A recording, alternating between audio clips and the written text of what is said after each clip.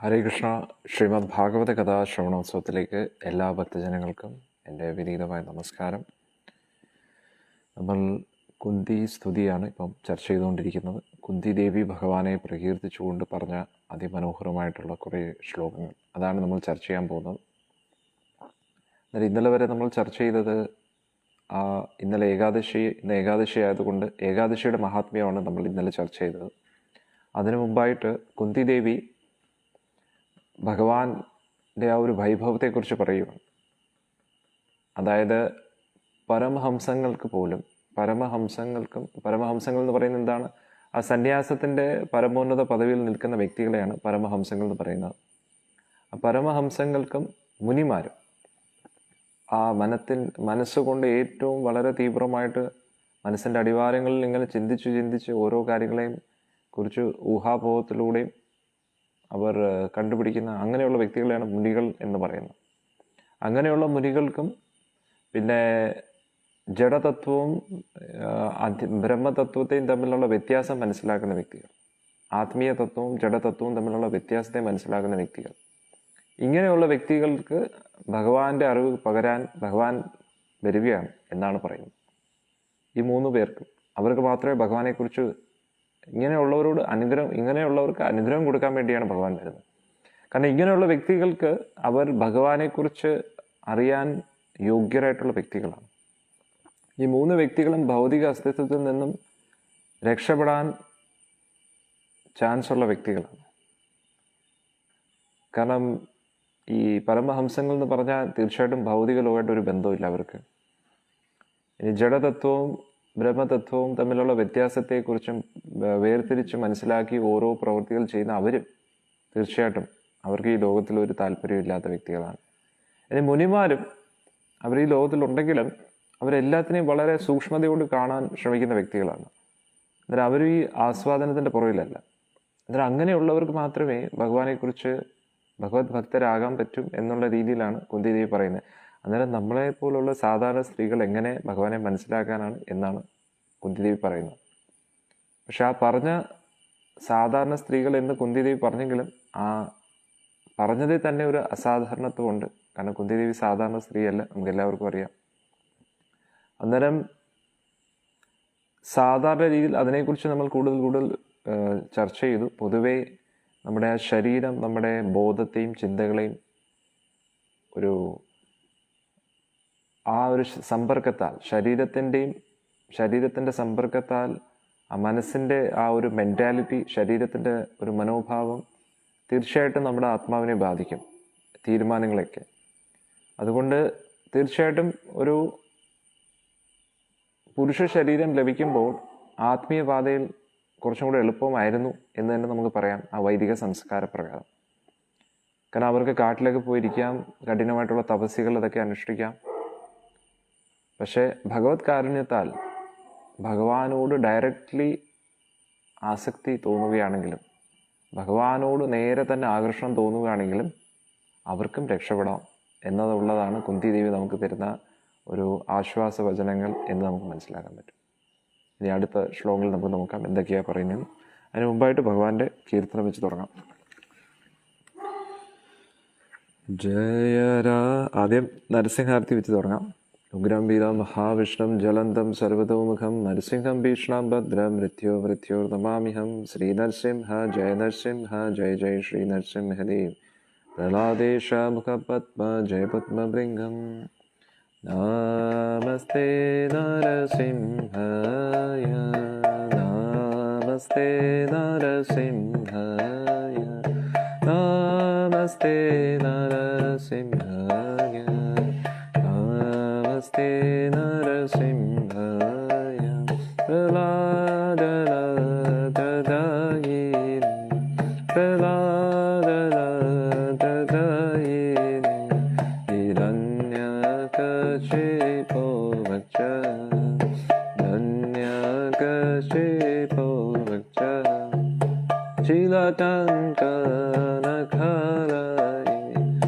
Shilatanganakhalaye Ito Narsimha Bharado Narsimha Ito Narsimha Bharado Narasimha. Yeto yeto yami tatu Narasimha. Yeto yeto yami tatu Narasimha. Mahe Narasimha Rida Narasimha. Mahe Narasimha Rida Narasimha. Narasimha Madim Sharanam Prapati. Narasimha Madim Sharanam Prapati. Tava Kara Kamala Varinaka Adhuta Sringa Alita Hiranyakashipu Danu Bringa Jaya Keshavadrita Narahari Rupa Jai Jagadisha Hare Jai Jagadisha Hare Jai Jagadisha Hare Tavakara Kamala Varinaka Adhuta Sringa Dalita Hiranyakashipu Tanu Bringa Jaya Keshavadrita Narahari Rupa Jai Jagadisha Hare Jai Jagadisha Hare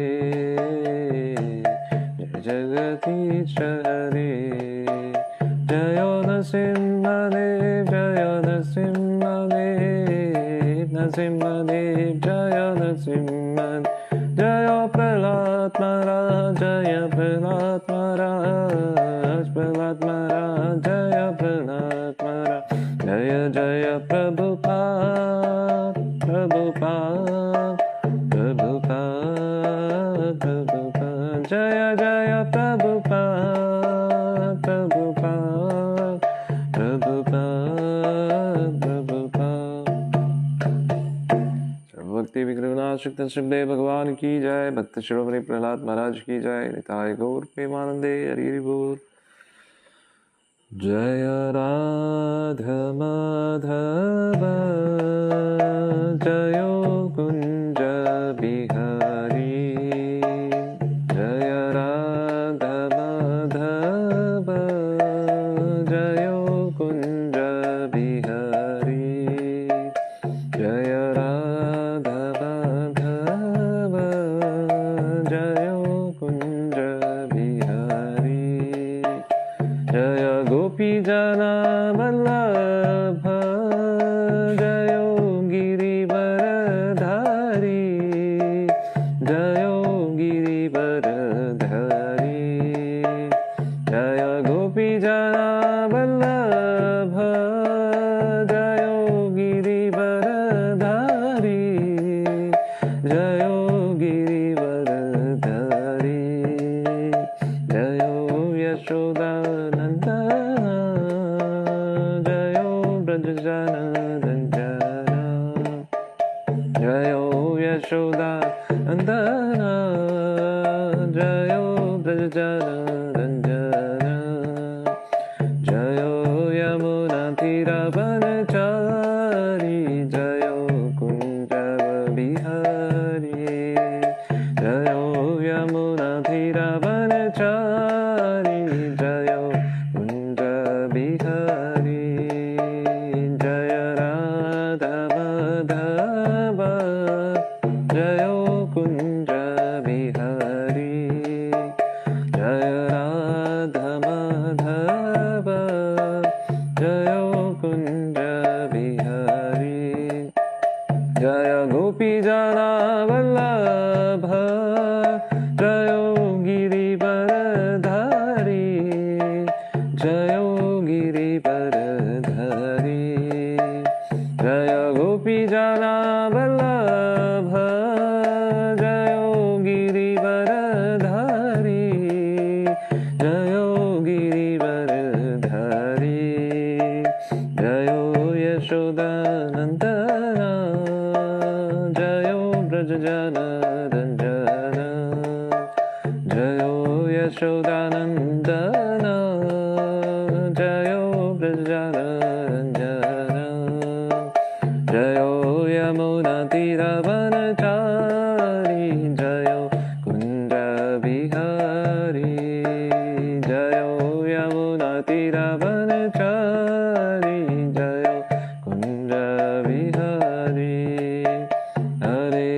Krishna Hare Krishna Krishna Krishna Hare Hare Hare Rama Hare Rama Rama Rama Hare Hare Hare Krishna Hare Krishna Krishna Krishna Hare Hare Hare Rama Hare Rama Rama Rama Hare Hare Hare Krishna Hare Krishna Krishna Krishna Hare Hare Hare Rama Hare Rama Rama Rama Hare Hare Hare Krishna Hare Krishna Krishna Krishna Hare Hare Hare Rama Hare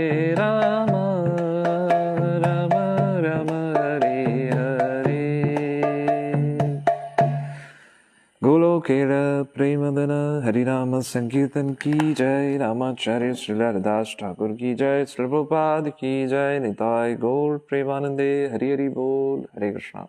നമുക്ക് സത്സംഗം ആരംഭിക്കാം.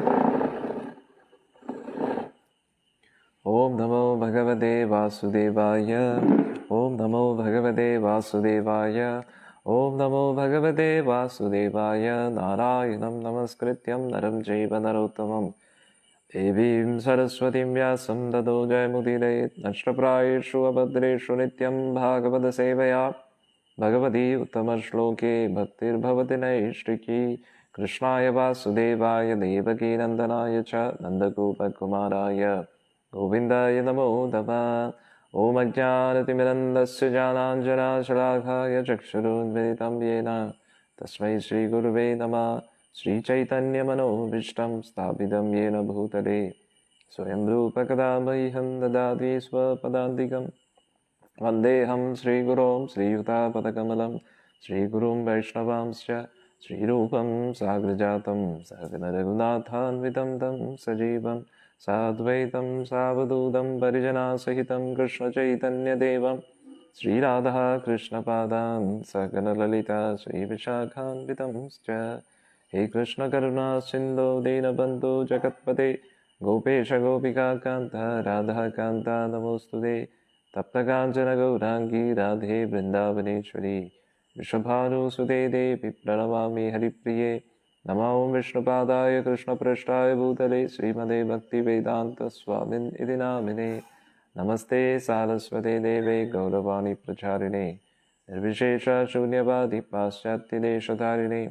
ജയ ശ്രീകൃഷ്ണ ചൈതന്യ പ്രഭോ നിത്യാനന്ദ ശ്രീ അദ്വൈത ഗദാധര ശ്രീവാസാദി ഗൗരഭക്തവൃന്ദ. ഹരേ കൃഷ്ണ കൃഷ്ണ കൃഷ്ണ ഹരേ ഹരേ ഹരേ രാമ രാമ രാമ ഹരേ ഹരേ. ഹരേ കൃഷ്ണ കൃഷ്ണ കൃഷ്ണ ഹരേ ഹരേ ഹരേ രാമ രാമ രാമ ഹരേ ഹരേ. ഹരേ കൃഷ്ണ കൃഷ്ണ കൃഷ്ണ ഹരേ ഹരേ ഹരേ രാമ രാമ രാമ ഹരേ ഹരേ. മൂകം കരോതി വാചാലം പങ്കും ലങ്കായതേഹരിം യത്കൃപാതമഹം വന്ദേ ശ്രീഗുരും ദീനതാരിണം പരമാനന്ദമാധവം ശ്രീചൈതന്യമീശ്വരം. ഹരി ഓം തത്സത്. ഹരേ കൃഷ്ണ. നമുക്ക് ഇന്നത്തെ സത്സംഗം ആരംഭിക്കാം. ഇന്ന് ഏകാദശി ദിവസം. എല്ലാ ദിവസവും നമ്മൾ ഭാഗവതം കേൾക്കുന്നു. ഏകാദശി ദിവസം ഭാഗവതം കേൾക്കുന്നത് ഭഗവാന്റെ അനുഗ്രഹം കൂടുതൽ ലഭിക്കും.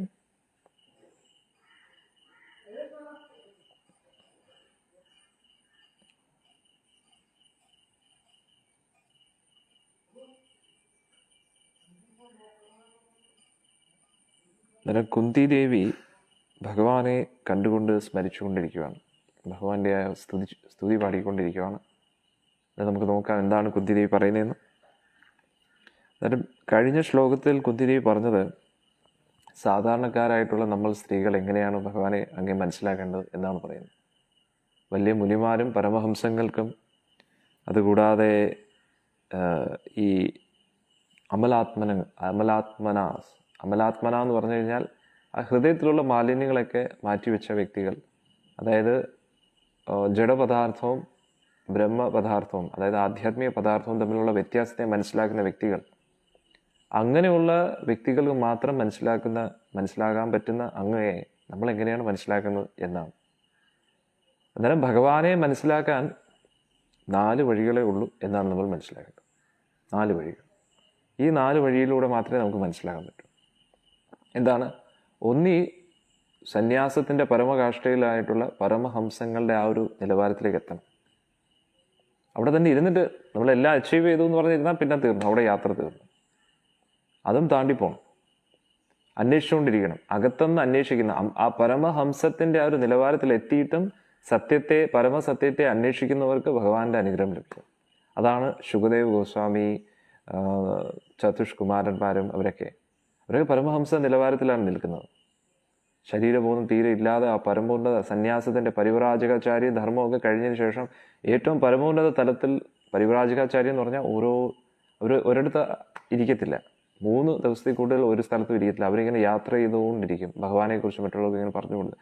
അങ്ങനെ ചെയ്ത് ആ പരമോന്നത തലത്തിലെത്തിയ പരമഹംസങ്ങൾക്ക് ലഭിക്കുന്ന ഒരു സൗഭാഗ്യമാണ് ഭഗവാന്റെ അനുഗ്രഹം. അങ്ങനെയുള്ള വ്യക്തികൾക്ക് ഭഗവാനെക്കുറിച്ച് മനസ്സിലാവും. ഇനി അടുത്തതെന്ന് പറഞ്ഞു കഴിഞ്ഞാൽ ഈ മുനിമാർ, അവരുടെ ഊഹാഭോഗം കൊണ്ട് ഇങ്ങനെ അന്വേഷിച്ചുകൊണ്ടേ പലതും സത്യത്തെ. അവരുടെ ആ ഊഹാഭോഗം കൊണ്ട് ഒന്നും എത്തത്തില്ല. പക്ഷെ അവരും ഭഗവാന്റെ അടുത്ത് ഭഗവാനെ സ്വീകരിക്കാനുള്ളൊരു മനോഭാവം അവർക്ക് വരുമ്പോൾ അത് ഭഗവാന്റെ കാരുണ്യത്താൽ അന്നേരം അവർക്കും ഭഗവാനെ മനസ്സിലാക്കാം. ഇനി മൂന്നാമത്തെ ആൾക്കാരെന്ന് പറയുന്നത് എന്താണ്? ഈ ബ്രഹ്മതത്വം, ജഡതത്വം അല്ലേ? ഈ ഭൗതിക വസ്തുവും ആധ്യാത്മിക വസ്തുവും തമ്മിലുള്ള വ്യത്യാസത്തെ വളരെ സൂക്ഷ്മതയോടുകൂടി മനസ്സിലാക്കി അതിനനുസരിച്ച് ഓരോ തീരുമാനങ്ങൾ എടുക്കണം. ഇത് ഭൗതികമാണ്, എനിക്കിതിൽ കൂടുതൽ ഇടപെടേണ്ട ആവശ്യമില്ല. അതായത് ലളിതമായിട്ടുള്ള ജീവിതം, ഉയർന്ന ചിന്താഗതി, ചുരുക്കത്തിൽ അങ്ങനെ പറയാം. ഒരുപാട് ഭൗതിക താല്പര്യത്തിന് വേണ്ടി ഒരു വാഞ്ച ഇല്ലാത്ത വ്യക്തികൾ, ഒരു അഭിനിവേശം ഇല്ലാത്ത വ്യക്തികൾ, അങ്ങനെയുള്ളവർക്കും ഭഗവാനെ മനസ്സിലാക്കാൻ പറ്റും. അന്നേരം ഇതൊന്നും അല്ലെങ്കിൽ പോലും അന്നേരം പൊതുവെ ഈ ഒരു 3 കാര്യങ്ങളും അമ്മമാർക്ക് വളരെ ബുദ്ധിമുട്ടായിട്ടുള്ള കാര്യമാണ്. അത് നമ്മൾ വിശദമായിട്ട് ചർച്ച ചെയ്തു. അതവരുടെ കുറവല്ല, അവർ അങ്ങനെ തന്നെയാണ്. എങ്കിൽ മാത്രമേ കുടുംബത്തിൻ്റെ കാര്യങ്ങൾ മുന്നോട്ട് പോകാൻ പറ്റൂ. പക്ഷേ ഈ 3 കാര്യങ്ങളില്ലെങ്കിലും 4മത്തെ വഴി എന്ന് പറഞ്ഞു കഴിഞ്ഞാൽ ഭഗവാനെ ഡയറക്റ്റ്ലി അങ്ങ് പിടിക്കുക. നമ്മൾ അന്വേഷിച്ച് കണ്ടെത്താൻ ശ്രമിക്കുകയല്ല, ഭഗവാനാണ് എല്ലാം എന്ന് പറഞ്ഞിട്ട് നമ്മൾ ഉറച്ചങ്ങ് വിശ്വസിക്കുക. മറ്റേ 3 വഴി എന്താണ്? അവർ സത്യത്തെ പല രീതിയിൽ അന്വേഷിച്ചുകൊണ്ടിരിക്കുന്നു, എന്നിട്ട് പിന്നെ അവിടുന്ന് ഭഗവാനെ അന്വേഷിച്ചുകൊണ്ടിരിക്കുകയാണ്. അന്നേരം ഭഗവാന്റെ കൃപാകടാക്ഷം കൊണ്ട് അവർക്ക് ഭഗവാനാണ്, അവിടെയും ഭഗവാനെ സ്വീകരിച്ചേ പറ്റൂ. പക്ഷേ അടുത്തൊരു വഴി എന്ന് പറഞ്ഞു കഴിഞ്ഞാൽ ഈ ഒരു വഴി അതിനെക്കുറിച്ച് ഒന്നും അറിയാതെ ഡയറക്റ്റ്ലി ഭഗവാന്റെ തൃപ്പാദങ്ങളിൽ മുറുകെ പിടിക്കുന്ന വ്യക്തികൾ. എങ്ങനെ? ഭഗവാന്റെ നാമജപവും അതിലൂടെ. അതുകൊണ്ടാണ് നമ്മളെല്ലാം ഭക്തിയിൽ ഇപ്പോഴും ഉറച്ചു നിൽക്കുന്നത്. അതുകൊണ്ടാണ് നമ്മൾ ഡയറക്റ്റ്ലി ഭഗവാൻ കൃഷ്ണനെ പിടിക്കുകയാണ്. നമ്മൾ ആ പരമഹംസത്തിൻ്റെ നിലവാരത്തിലല്ല, അല്ലെ, സന്യാസമാർഗത്തിൻ്റെ പരമോന്നത തലത്തിലല്ല. അതുകൂടാതെ വളരെ തീവ്രമായിട്ട് നമുക്ക് ചിന്തിക്കാനുള്ള ഒരു കഴിവുകളും ഇല്ല. അതുകൂടാതെ ജഡപദാർത്ഥം, ബ്രഹ്മതത്വം അതൊന്നും നമുക്ക് മനസ്സിലാവുന്നില്ല. പക്ഷെ നമ്മൾ ഭഗവാൻ കൃഷ്ണനെ മുറുകെ പിടിക്കുകയാണ്. അതുകൊണ്ട് നമുക്കും രക്ഷപ്പെടാം. അതാണ് കുന്തിദേവി ഇന്നത്തെ ശ്ലോകത്തിൽ പറയുന്നത്.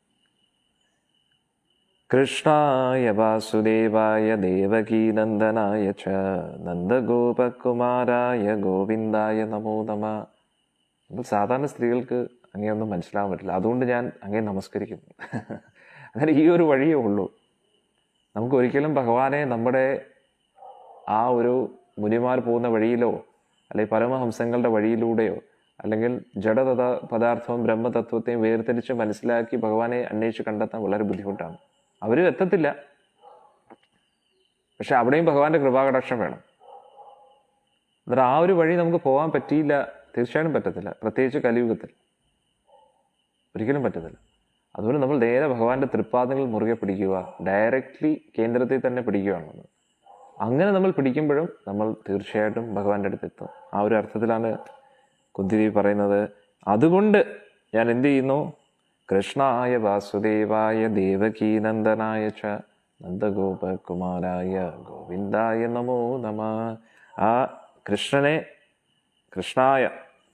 ഞാൻ നമസ്കരിക്കുന്നു. കൃഷ്ണൻ എന്ന് പറയുന്നത് ആരാണ്? സാധാരണ വ്യക്തിയല്ല, വാസുദേവനാണ്, വസുദേവപുത്രൻ അല്ലെ, വസുദേവപുത്രനായിട്ടുള്ള കൃഷ്ണനാണ്.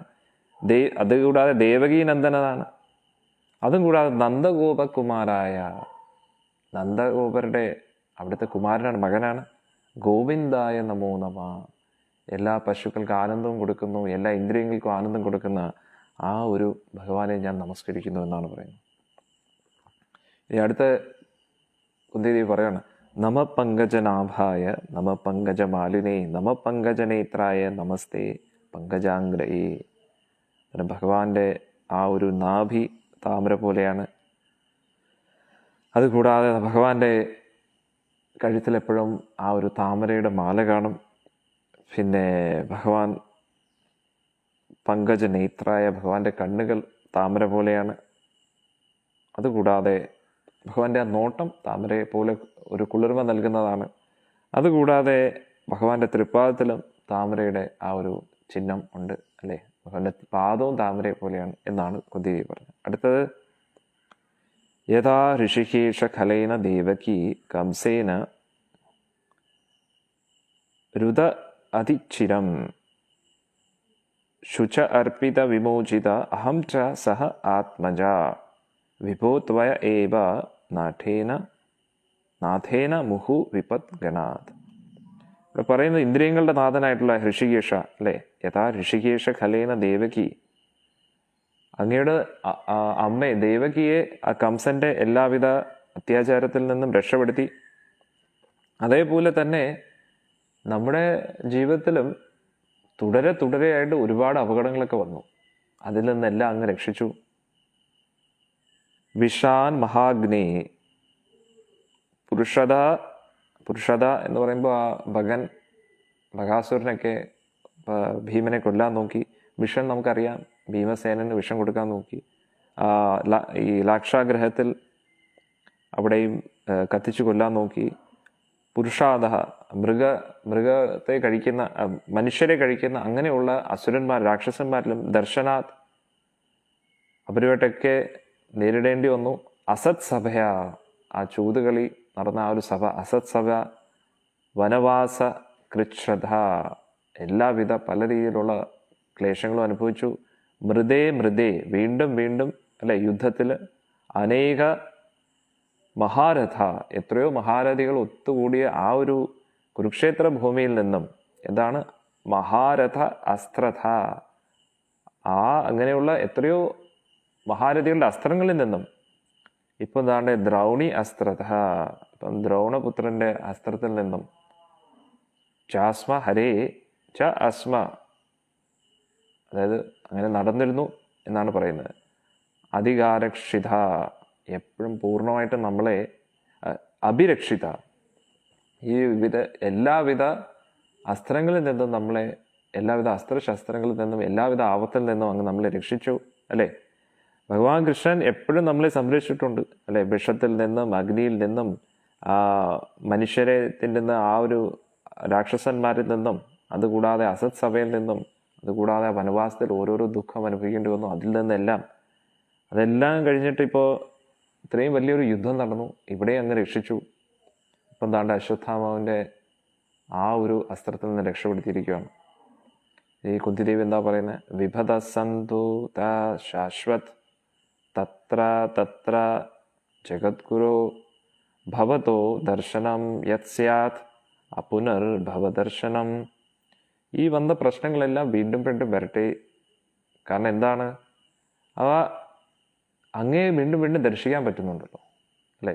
അല്ലെങ്കിൽ പിന്നെന്താണ്, അങ്ങയുടെ ദർശനം കിട്ടിയില്ലെങ്കിൽ വീണ്ടും ഭവദർശനം, ഈ ഭൗതിക ലോകം വീണ്ടും ദർശിക്കേണ്ടി വരും എന്നാണ് കുന്തിദേവി പറയുന്നത്.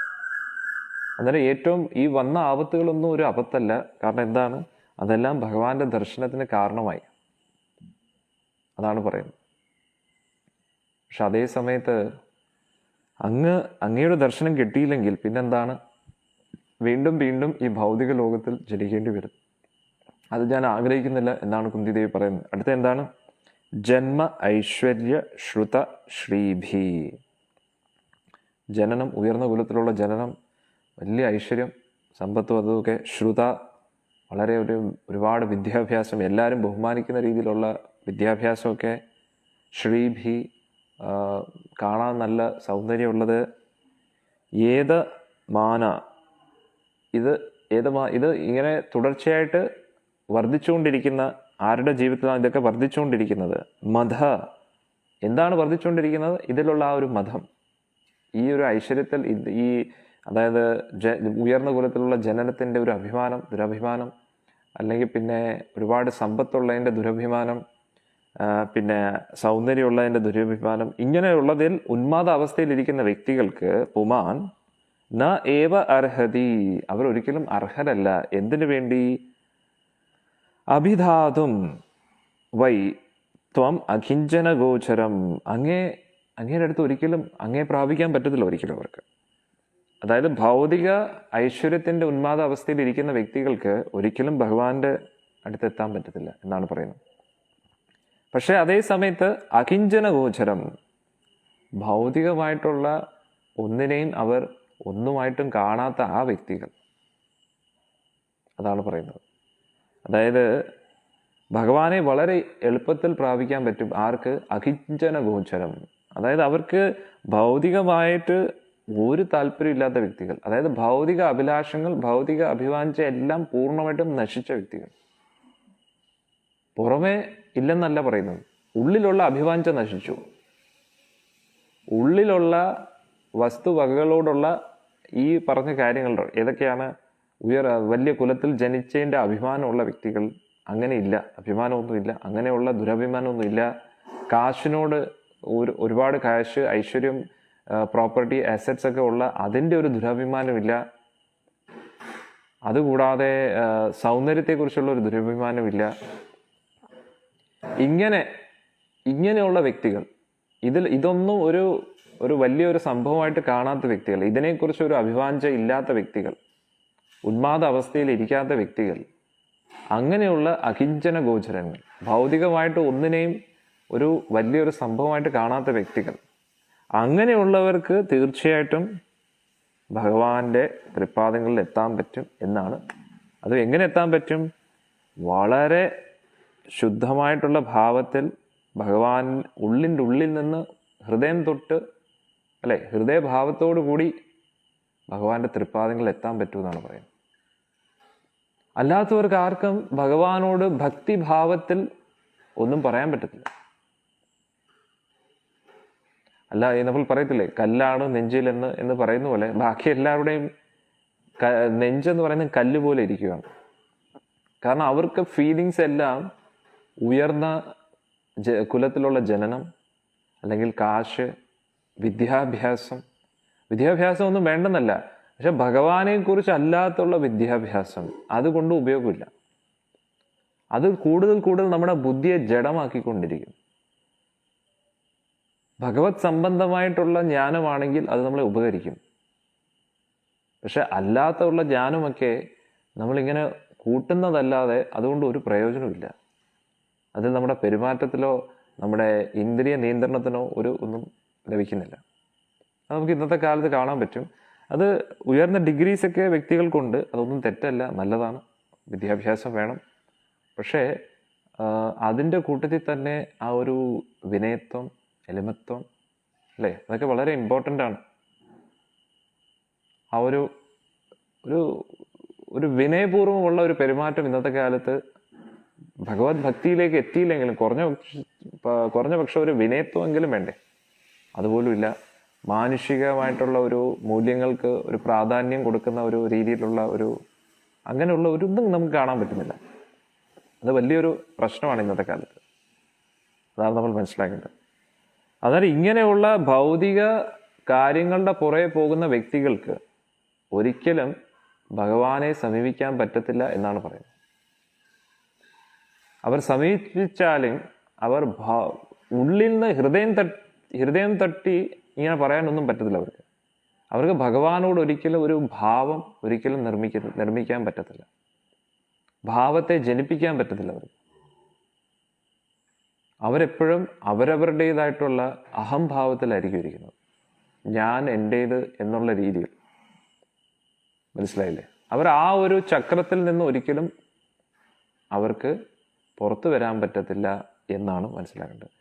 ഇത് നമ്മൾ ഒരാൾ ചോദിച്ചു ഏതാണ് നമ്മൾ ചർച്ച ചെയ്ത് 1-ാമത്തെ സ്കന്ധത്തിലെ 8-ാമത്തെ അധ്യായം കുന്തി സ്തുതി. അതാണ് അടുത്ത എന്താണ്? നമ അകിഞ്ചന വിത്തായ, അല്ലെ? അകിഞ്ചനൻ, ഭൗതിക ആഗ്രഹങ്ങളൊന്നും ഇല്ലാത്തവരുടെ ഏറ്റവും വലിയ സ്വത്താണ് അങ്ങ്. നിവൃത്ത, എല്ലാവിധ ഭൗതിക ത്രിഗുണങ്ങളിൽ നിന്നും അപ്പുറത്തായിട്ടുള്ള നിവൃത്ത ഗുണവൃത്തയെ, എല്ലാവിധ നിവൃത്ത ഏതിൽ നിന്ന് നിവൃത്ത? ത്രിഗുണങ്ങളിൽ നിന്നും അപ്പുറത്തായിട്ടുള്ള വ്യക്തി. വൃത്തയെ, ആത്മാരാമായ, ആ ഒരു ഗുണങ്ങളിൽ നിന്നും വ്യത്യസ്തമായിട്ട് നിൽക്കുന്ന വ്യക്തി. പിന്നെ ആത്മാരാമായ ശാന്തായ, ഭഗവാൻ എപ്പോഴും ആനന്ദത്തിന് വേണ്ടി മറ്റൊരു വ്യക്തിയെ ആശ്രയിക്കേണ്ട ആവശ്യമില്ല. ശാന്തായ, ഭഗവാൻ എപ്പോഴും ശാന്തമായിട്ടാണ് ഇരിക്കുന്നത്, അല്ലേ? ഏറ്റവും ജെന്റിൽമാൻ, അതാണ് ഭഗവാൻ. കൈവല്യപതയെ, ആ കൈവല്യ മാർഗം സ്വീകരിച്ച വ്യക്തികളുടെ പതിയാണ് ഭഗവാൻ. എന്താണ് കൈവല്യം എന്ന് പറഞ്ഞു കഴിഞ്ഞാൽ? 2 തരത്തിലുള്ള വഴിയുണ്ട്. കൈവല്യപദം, കൈതവ വഴി. കൈതവധർമ്മവും കൈവല്യധർമ്മവും. അന്നേരം കൈതവധർമ്മം എന്ന് പറഞ്ഞു കഴിഞ്ഞാൽ ധർമ്മം, അർത്ഥം, കാമം, മോക്ഷം എന്ന് പറയുന്ന മാർഗം. അതാണ് പൊതുവെ വൈദിക വിധി എന്ന് പറയുന്നത്, അങ്ങനെയാണ്. പക്ഷെ ഭാഗവത വിധി എന്ന് പറഞ്ഞു കഴിഞ്ഞാൽ കൈവല്യപദമാണ്. മഹാദേവനെയും പറയുന്നത് കൈവല്യത്തിൽ ഉറച്ചു നിൽക്കുന്ന ആളെന്നാണ് പറയുന്നത്. അന്നേരം കൈതവധർമ്മം എന്ന് പറഞ്ഞു കഴിഞ്ഞാൽ നമ്മൾ ധർമ്മം ചെയ്യണം. ധർമ്മം ചെയ്യുന്ന സമയത്ത് എന്താണ്? നമുക്ക് അർത്ഥം ലഭിക്കും. അർത്ഥം ലഭിക്കുമ്പോൾ നമ്മുടെ ആഗ്രഹങ്ങളെയൊക്കെ പൂർത്തീകരിക്കാൻ പറ്റും. അങ്ങനെ ഇത് പല പ്രാവശ്യം ചെയ്ത് നമുക്ക് എപ്പോഴെങ്കിലും ഒരു മടുപ്പ് തോന്നുവാണെങ്കിൽ ഏതെങ്കിലും ഒരു ജന്മത്തിൽ നമുക്ക് മോക്ഷത്തെക്കുറിച്ച് ചിന്തിക്കാം. അങ്ങനെയുള്ള ഒരു വഴിയെക്കുറിച്ചാണ് കൈതവധർമ്മത്തിൽ പറയുന്നത്. അതുകൊണ്ടാണ് മഹാഭാരതവും നമ്മൾ നോക്കുകയാണെങ്കിൽ കൂടുതലും ഫോക്കസ് ചെയ്യുന്നത് ധർമ്മത്തെ ആചരിക്കാൻ വേണ്ടിയാണ്. തീർച്ചയായിട്ടും ധർമ്മത്തെ ആചരിച്ചേ പറ്റൂ. ഇപ്പം നമ്മൾ ഭക്തിയെക്കുറിച്ച് പറയുന്നു, പക്ഷേ ബേസിക് ആയിട്ടുള്ള ധർമ്മം നമ്മൾ അനുഷ്ഠിച്ചില്ലെങ്കിൽ നമ്മൾ ഭക്തരല്ല എന്ന് തന്നെ നമുക്ക് പറയാം. പക്ഷേ ആ ധർമ്മം മാത്രമാണ് എല്ലാം എന്ന് നമുക്ക് പറഞ്ഞിരിക്കാൻ പറ്റത്തില്ല. പിന്നെ ഭക്തർ എന്ന് പറഞ്ഞു കഴിഞ്ഞാൽ, യഥാർത്ഥ ഭക്തർ എന്ന് പറഞ്ഞാൽ തീർച്ചയായിട്ടും അവർ ധർമ്മം ആചരിക്കുന്ന വ്യക്തികളാണ്. അവർ ധർമ്മം ആചരിക്കുന്നില്ലെങ്കിൽ അതിൻ്റെ അർത്ഥം അവർ ഭക്തരല്ല എന്ന് തന്നെ നമുക്ക് പറയാൻ പറ്റും. ഒരു സൈഡിൽ കൂടെ ഭഗവാനെ പ്രാർത്ഥിക്കുന്നു, അതൊക്കെയുണ്ട്. പക്ഷേ മാനുഷിക പരിഗണനയൊന്നുമില്ല, മനുഷ്യരോടൊരു സഹാനുഭൂതി അങ്ങനെയൊന്നുമില്ല എങ്കിൽ തീർച്ചയായിട്ടും അവർ ഭക്തരല്ല, അല്ലേ? പൂർണ്ണമായിട്ടും ഭക്തരുടെ ആ ഒരു നിലവാരത്തിലേക്ക് എത്തിയിട്ടില്ല. അപക്വാവസ്ഥയിലാണ് അവർ എത്തിക്കുന്നത്. മനസ്സിലായില്ലേ? അന്നേരം പക്ഷെ അതേ സമയത്ത് ചില വ്യക്തികൾ മാനുഷിക പരിഗണന എല്ലാം ഉണ്ട്, സഹാനുഭൂതിയൊക്കെ ഉണ്ട്, പക്ഷെ ഭക്തനല്ല. അത് കംപ്ലീറ്റ് അല്ല. മനസ്സിലായില്ലേ? അതൊരിക്കലും നമുക്കതൊരു പൂർണ്ണത ഉണ്ട്, ഒരിക്കലും അത് ഒരു ഉപയോഗമില്ല സത്യം പറഞ്ഞാൽ അങ്ങനെയുള്ള ഒരു വ്യക്തികളെ കൊണ്ട്. ആത്മീയപരമായിട്ട് നോക്കുകയാണെങ്കിൽ മനസ്സിലായില്ലേ? ആ ഒരു ഭക്തിയുടെ തലത്തിലേക്ക് ഉയർന്നേ പറ്റൂ, അല്ലെങ്കിൽ ആ ഒരു വ്യക്തിക്കും ഉപയോഗമില്ല. അവർ ആർക്ക് വേണ്ടി എന്തൊക്കെ ചെയ്യുന്നോ അവർക്കും ഉപയോഗമില്ല. അതാണ് നമ്മൾ മനസ്സിലാക്കേണ്ടത്. ഇവിടെ പറയുന്നത് എന്താണ്? അകിഞ്ചന വിത്തായ, നമോ അകിഞ്ചന വിത്തായ, ഭൗതികപരമായിട്ട് ഒരു താല്പര്യം ഇല്ലാത്ത, ആഗ്രഹങ്ങളും അഭിവാഞ്ചകളും ഇല്ലാത്ത വ്യക്തികളുടെ ഒരു സ്വത്താണ് ഭഗവാൻ ഗുരുവായൂരപ്പൻ. അകിഞ്ചന വിത്തായ, നിവൃത്ത ഗുണവൃത്തയെ, ആ ത്രിഗുണങ്ങളിൽ നിന്നും ഗുണവൃത്തികളിൽ നിന്നും എല്ലാവിധ ത്രിഗുണ പ്രവൃത്തിയിൽ നിന്നും ഭഗവാൻ അതിനും അപ്പുറത്താണ്. ആത്മാരാമായ ശാന്തായ, ആ ഒരു ഇത്രയും കൈവല്യ പതയെ നമഃ, ആ കൈവല്യത്തിൻ്റെ പാതയിൽ പോകുന്നവരുടെ പതിയാണ്, ലീഡറാണ്, അല്ലെങ്കിൽ എല്ലാമാണ് ആര്? ഭഗവാൻ എന്നാണ് കുന്തിദേവി പറയുന്നത്. ഇനി അടുത്താണ് മന്യത്വാം കാലം ഈശാനം അനാദിനിധനം വിഭൂം സമം ചരന്തം സർവത്ര ഭൂതാനാം യത് മിഥാകലി. അങ്ങാണ് കാലസ്വരൂപൻ എന്ന് പറയുവാണ് കുന്തിദേവി, അല്ലേ? അങ്ങാണ് എല്ലാത്തിനെയും നിയന്ത്രിക്കുന്നത്, എല്ലാത്തിനെയും തുടക്കത്തിലും അന്ത്യത്തിലും എല്ലാം അങ്ങയിൽ തന്നെയാണ്.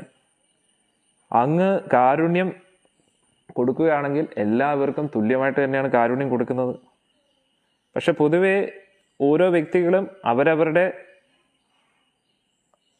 സാഹചര്യം അനുസരിച്ച് അത് മനസ്സിലാക്കുന്നു, ചിലവർ അത് മനസ്സിലാക്കുന്നില്ല. അങ്ങനെയാണ്. ഇനി ഇതാണ് ന വേദ കശ്ചിത് ഭഗവാൻ ചികീർഷിതം തവ ഇഹമാനസ്യ നൃണാം വിദംബനം ന യസ്യ കശ്ചിത് ദായിത അസ്തി കർഹിച്ചിത് ദ്വേഷ്യ ച യസ്മിൻ വിഷമ മധി നൃണാം. ആർക്കും അങ്ങേ യഥാർത്ഥത്തിൽ മനസ്സിലാക്കാൻ പറ്റത്തില്ല. കാരണം അങ്ങയുടെ ലീലകളൊക്കെ അതീന്ദ്രിയ തലത്തിലാണ്. അത് സാധാരണ ഒരു മനുഷ്യൻ ചെയ്യുന്ന ഒരു പ്രവൃത്തിയെ പോലെ തോന്നും, സാധാരണ ഒരു മനുഷ്യന്റെ പ്രവൃത്തിയെ പോലെ തോന്നും. അത് കാരണം എല്ലാവരും തെറ്റിദ്ധരിക്കും അങ്ങ് സാധാരണ ഒരു മനുഷ്യനായിട്ട്. പക്ഷെ യഥാർത്ഥത്തിൽ ആരോടും ഭഗവാന് പ്രത്യേകിച്ച് ഒരു മമതയില്ല, അതുകൂടാതെ ഒരു വ്യക്തിയോട് ദ്വേഷവും ഇല്ല. അങ്ങ് എല്ലാം ചെയ്യുന്നത് തുല്യമായിട്ടായിരിക്കും. പല വ്യക്തികളും അങ്ങേ തെറ്റിദ്ധരിക്കുന്നുണ്ട്. അങ്ങ് ചില സൈഡ് നിൽക്കും അല്ലേ. ഇപ്പം പാണ്ഡവ പക്ഷത്തിൽ നിൽക്കുന്നു, കൗരവർക്കെതിരെയാണ്. പക്ഷേ ഭഗവാൻ എപ്പോഴും നിൽക്കുന്നത് എന്തിനു വേണ്ടിയാണ്? ഇതിനെക്കുറിച്ച് നമ്മൾ വിശദമായിട്ട് പഠിച്ചു. നരസിംഹലീല പഠിച്ചപ്പോഴത്തേക്ക് ഇതേ ചോദ്യം തന്നെയായിരുന്നു നമ്മുടെ പരീക്ഷിത് മഹാരാജ് ശുകദേവ് ഗോസ്വാമിയുടെ ചോദിച്ചത്. ഭഗവാൻ നിഷ്പക്ഷനാണെങ്കിൽ പിന്നെ എങ്ങനെയാണ് ദേവന്മാരെ സപ്പോർട്ട് ചെയ്തുകൊണ്ട് അസുരന്മാരെ വധിക്കുന്നത് എന്ന് ചോദിച്ചു. അതിനെക്കുറിച്ച് വിശദമായിട്ട് സംസാരിച്ചു ശുകദേവ് ഗോസ്വാമി. എന്താണ് പറഞ്ഞത്? ലോകത്തിന്റെ പരിപാലനം നടത്താൻ വേണ്ടി ഭഗവാൻ സത്വഗുണത്തെ നിലനിർത്താൻ വേണ്ടി സത്വഗുണത്തിലുള്ള വ്യക്തികളെ സംരക്ഷിക്കും. കാരണം സത്വഗുണം ഇല്ല എങ്കിൽ ലോകം മുന്നോട്ട് പോകത്തില്ല. തമോ ഗുണം കൂടിക്കഴിഞ്ഞാൽ എല്ലാം നശിക്കും. അതുകൊണ്ട് ലോകത്തിന്റെ പരിപാലനം ചെയ്യാൻ വേണ്ടി ഭഗവാൻ സത്തുക്കളുമായിട്ട് കൂട്ടിരിക്കും. അതാണ്. അതും ധർമ്മം ആരുടെ ഭാഗത്താണോ സത്വഗുണമുള്ളത് അവരുടെ കൂട്ടത്തിൽ നിൽക്കും. ഇപ്പൊ പാണ്ഡവരുടെ ഭാഗത്ത് സത്വം ഇല്ലെങ്കിൽ കൗരവപക്ഷത്താണെങ്കിൽ ഭഗവാൻ അവരുടെ കൂട്ടത്തിൽ നിന്നേനെ. എന്നിട്ട് ഭഗവാൻ എപ്പോഴും അങ്ങനെയാണ്. യഥാ യഥാ ഹി ധർമ്മസ്യ ഗ്ലാനിർഭവതി ഭാരത യുദ്ധാനാമധർമ്മസ്യ തദാത്മാനം സൃജാമി. ഇത്രയും കാലം സത്വഗുണത്തിലായിരുന്നു. നാളെ മുതൽ വേറെ രീതിയിൽ പോയി കഴിഞ്ഞാൽ അന്നേരം ഭഗവാനും പോവും. മനസ്സിലായില്ലേ? നമ്മുടെ ഭാഗത്ത് ധർമ്മം ഉണ്ടെങ്കിൽ ഭഗവാൻ കൂട്ടത്തിൽ നിൽക്കും. നമ്മൾ എപ്പോഴാണോ ധർമ്മത്തിന്റെ പാത വിടുന്നത് ഉടനെ ഭഗവാൻ നമ്മളെ വിടും. മനസ്സിലായല്ലോ അല്ലേ? അപ്പൊ യദുകുലത്തിൽ ഭഗവാൻ അവതരിച്ചു, യദുകുലോത്തമൻ. പക്ഷെ അതേ യദുകുലത്തിലുള്ള ജനങ്ങളെ ഭഗവാൻ തന്നെ വധിച്ചു എന്നുള്ളതാണ്. എപ്പോഴാണോ അവർ അധർമ്മത്തിന്റെ പാതയിലെത്തിയത്. അതുകൊണ്ട് നമ്മൾ ഭഗവത് ഭക്തരാകുന്ന എപ്പോഴാണ്? നമ്മൾ ഭഗവാൻ പറഞ്ഞ ആ വഴിയിലൂടെ സഞ്ചരിക്കുമ്പോൾ മാത്രമാണ് നമ്മൾ ഭഗവത് ഭക്തർ. എപ്പോഴാണോ നമ്മൾ വഴി തെറ്റി സഞ്ചരിക്കുന്നത് പിന്നെ നമ്മളുടെ കൂട്ടത്തിൽ ഭഗവാനും ഇല്ല. അതാണ് നമ്മൾ മനസ്സിലാക്കേണ്ടത്. പല രീതിയിലും നമ്മൾ സോപ്പിട്ടൊന്നും ഭഗവാനെ പിടിക്കാൻ പറ്റത്തില്ല. അതായത് നമ്മൾ പറയാൻ പറ്റത്തില്ല ഞാൻ ഭഗവാന് വെണ്ണ കൊടുക്കുന്നുണ്ട്, വഴിപാട് ചെയ്യുന്നുണ്ട് എന്നൊക്കെ പറഞ്ഞിട്ടൊന്നും ഭഗവാനെ പിടിക്കാൻ പറ്റത്തില്ല. ഇപ്പോൾ ആ ദുര്യോധനാദികളെല്ലാം പ്ലാൻ ചെയ്തു ഭഗവാൻ ശാന്തി ദൂതനായിട്ട് വന്നു എന്ന് പറഞ്ഞു. അന്നേരം ഉടൻ തന്നെ എല്ലാവരും പ്ലാൻ ചെയ്തു ഭഗവാനെ നല്ല രീതിയിൽ ഒന്ന് സുഖിപ്പിക്കണം അല്ലേ. കുറേ ദാനങ്ങളൊക്കെ കൊടുത്ത്, ഭഗവാനെ ഗിഫ്റ്റുകളൊക്കെ കൊടുത്ത്, ഭഗവാനെ കുറേ തോഴിമാരെയും ദാസിമാരെയും തോഴിമാരെയും യുവതികളെയും ഒക്കെ ധ്യാനമായിട്ട് കൊടുത്തിട്ട് അങ്ങനെ ഭഗവാനെ സന്തോഷിക്കാൻ.